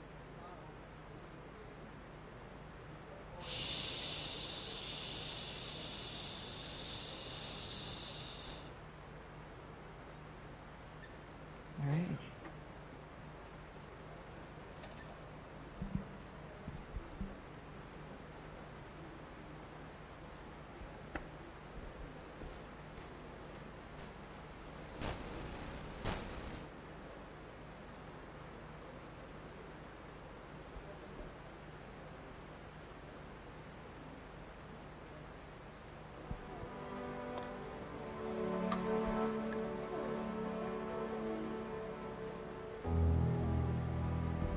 Can you start it again?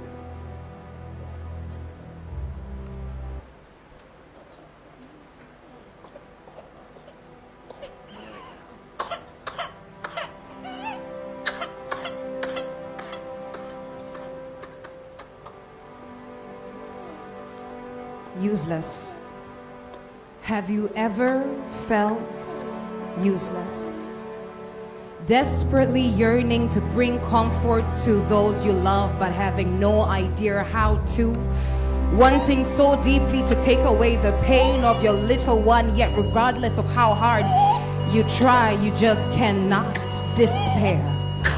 Have you ever felt deep despair, knowing that at the back of your mind you somehow caused the pain and that somehow they could have prevented it somehow? Have you ever felt useless? Joy. Have you ever felt joy? Of mama making a meal you yearned or you learned to love.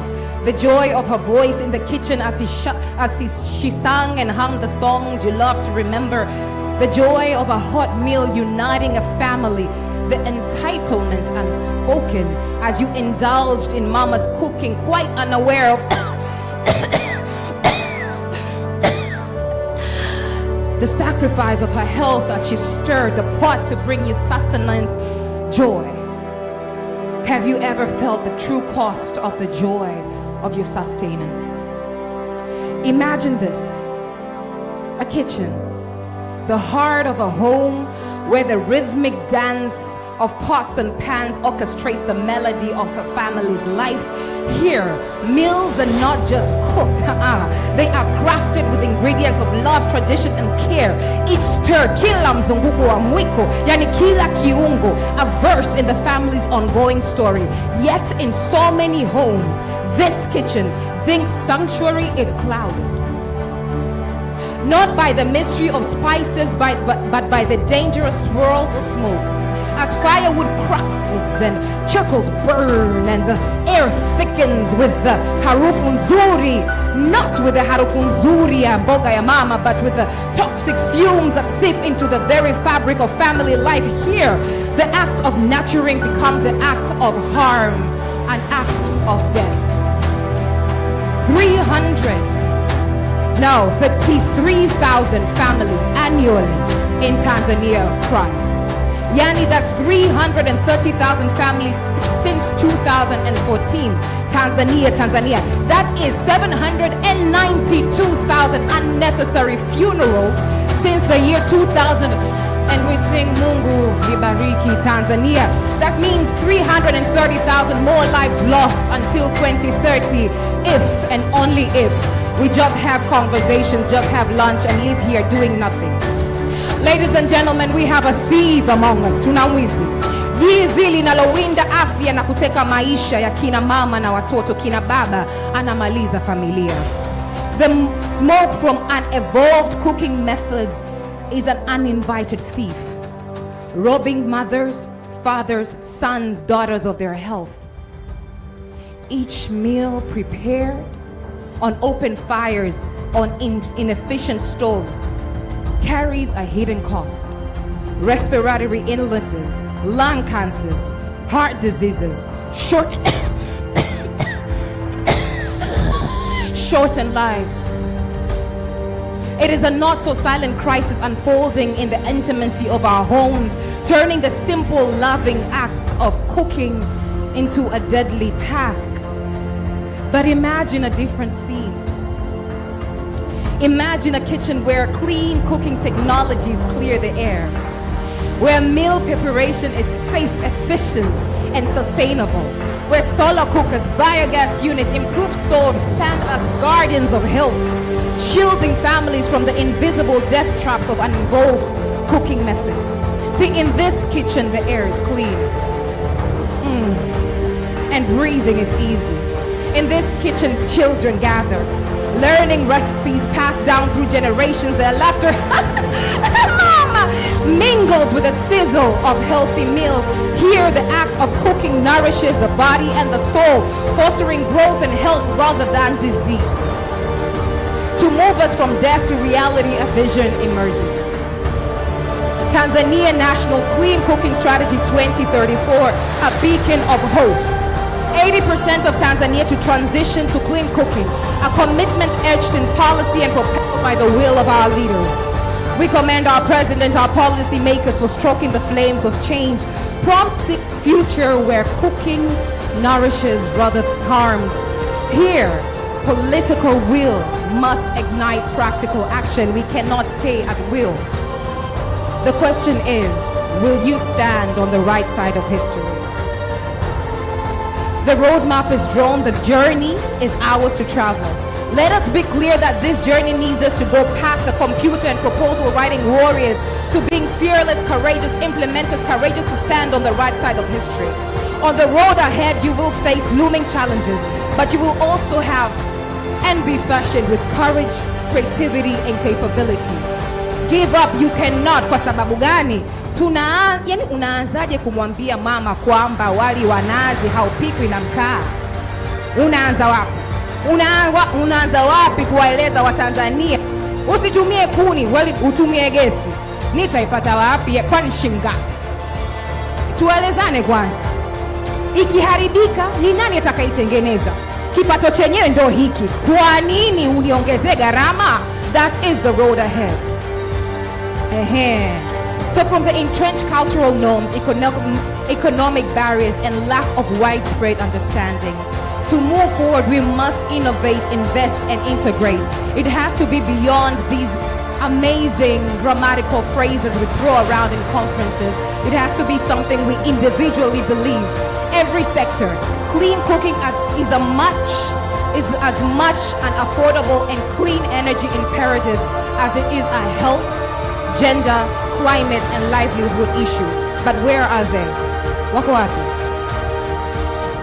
Every community, from religious to community influencers to children in schools, together we go farther, faster. Every Tanzanian, this is more than words on a paper. This is about the future and the prosperity of our people. Tanzania, Tanzania, kweli je, nakupenda kwa moyo wote? Au ninaimba tu ili watu wanisikie? We need more than words. We need a choir of action, harmonizing as a unit poised to address the spectrum of barriers. Do you believe it could happen? Do you believe it could happen? Do you believe it could happen? Ninawauliza nie, do you believe it could happen? Do you believe it could happen? I am asking again, do you believe it could happen? Then truly does it start with you? What do you individually do? Together we cook up a storm of change. One that cleanses, not the clouds, our skies, or our lungs.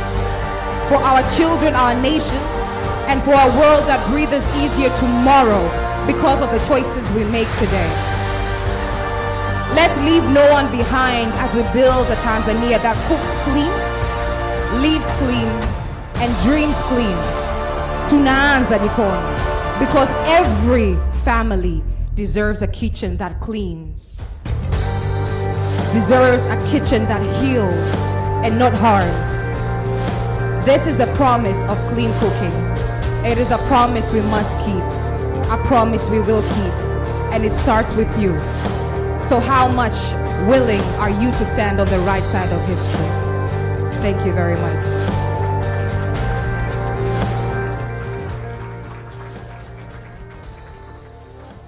Ladies and gentlemen, like I said, it is lunchtime.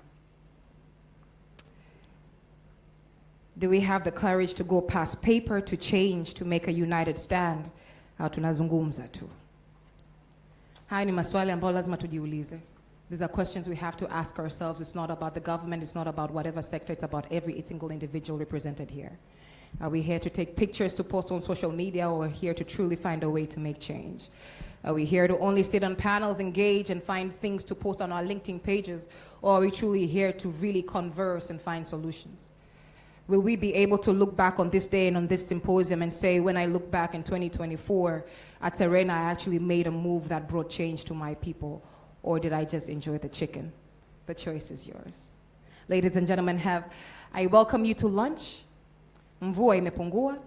We have umbrellas in the back. We're going to go for lunch for 40 minutes. What time is it now? What time? It's 2:20? So that means we can be done with lunch at 3 sharp. So that means at 3 sharp, we're going to have people who are in here. We're going to have people in Kivu Koni 1 and people in Kivu Koni 4. Do you remember the panels? If you don't, remember to scan the QR code at the back of your name tags, right? Remember to scan that QR code. You have the names of the sessions in those rooms, and you will also be able to know who was leading the different sessions. After the panels, we're going to come back in this room at 600 hours. Sakumi Kamili, we will get together here and close for the day, and we will learn what's happening tomorrow, because we're also going to have a little bit of share out and feedback session. Bon appetit. Karibuni chakula cha mchana.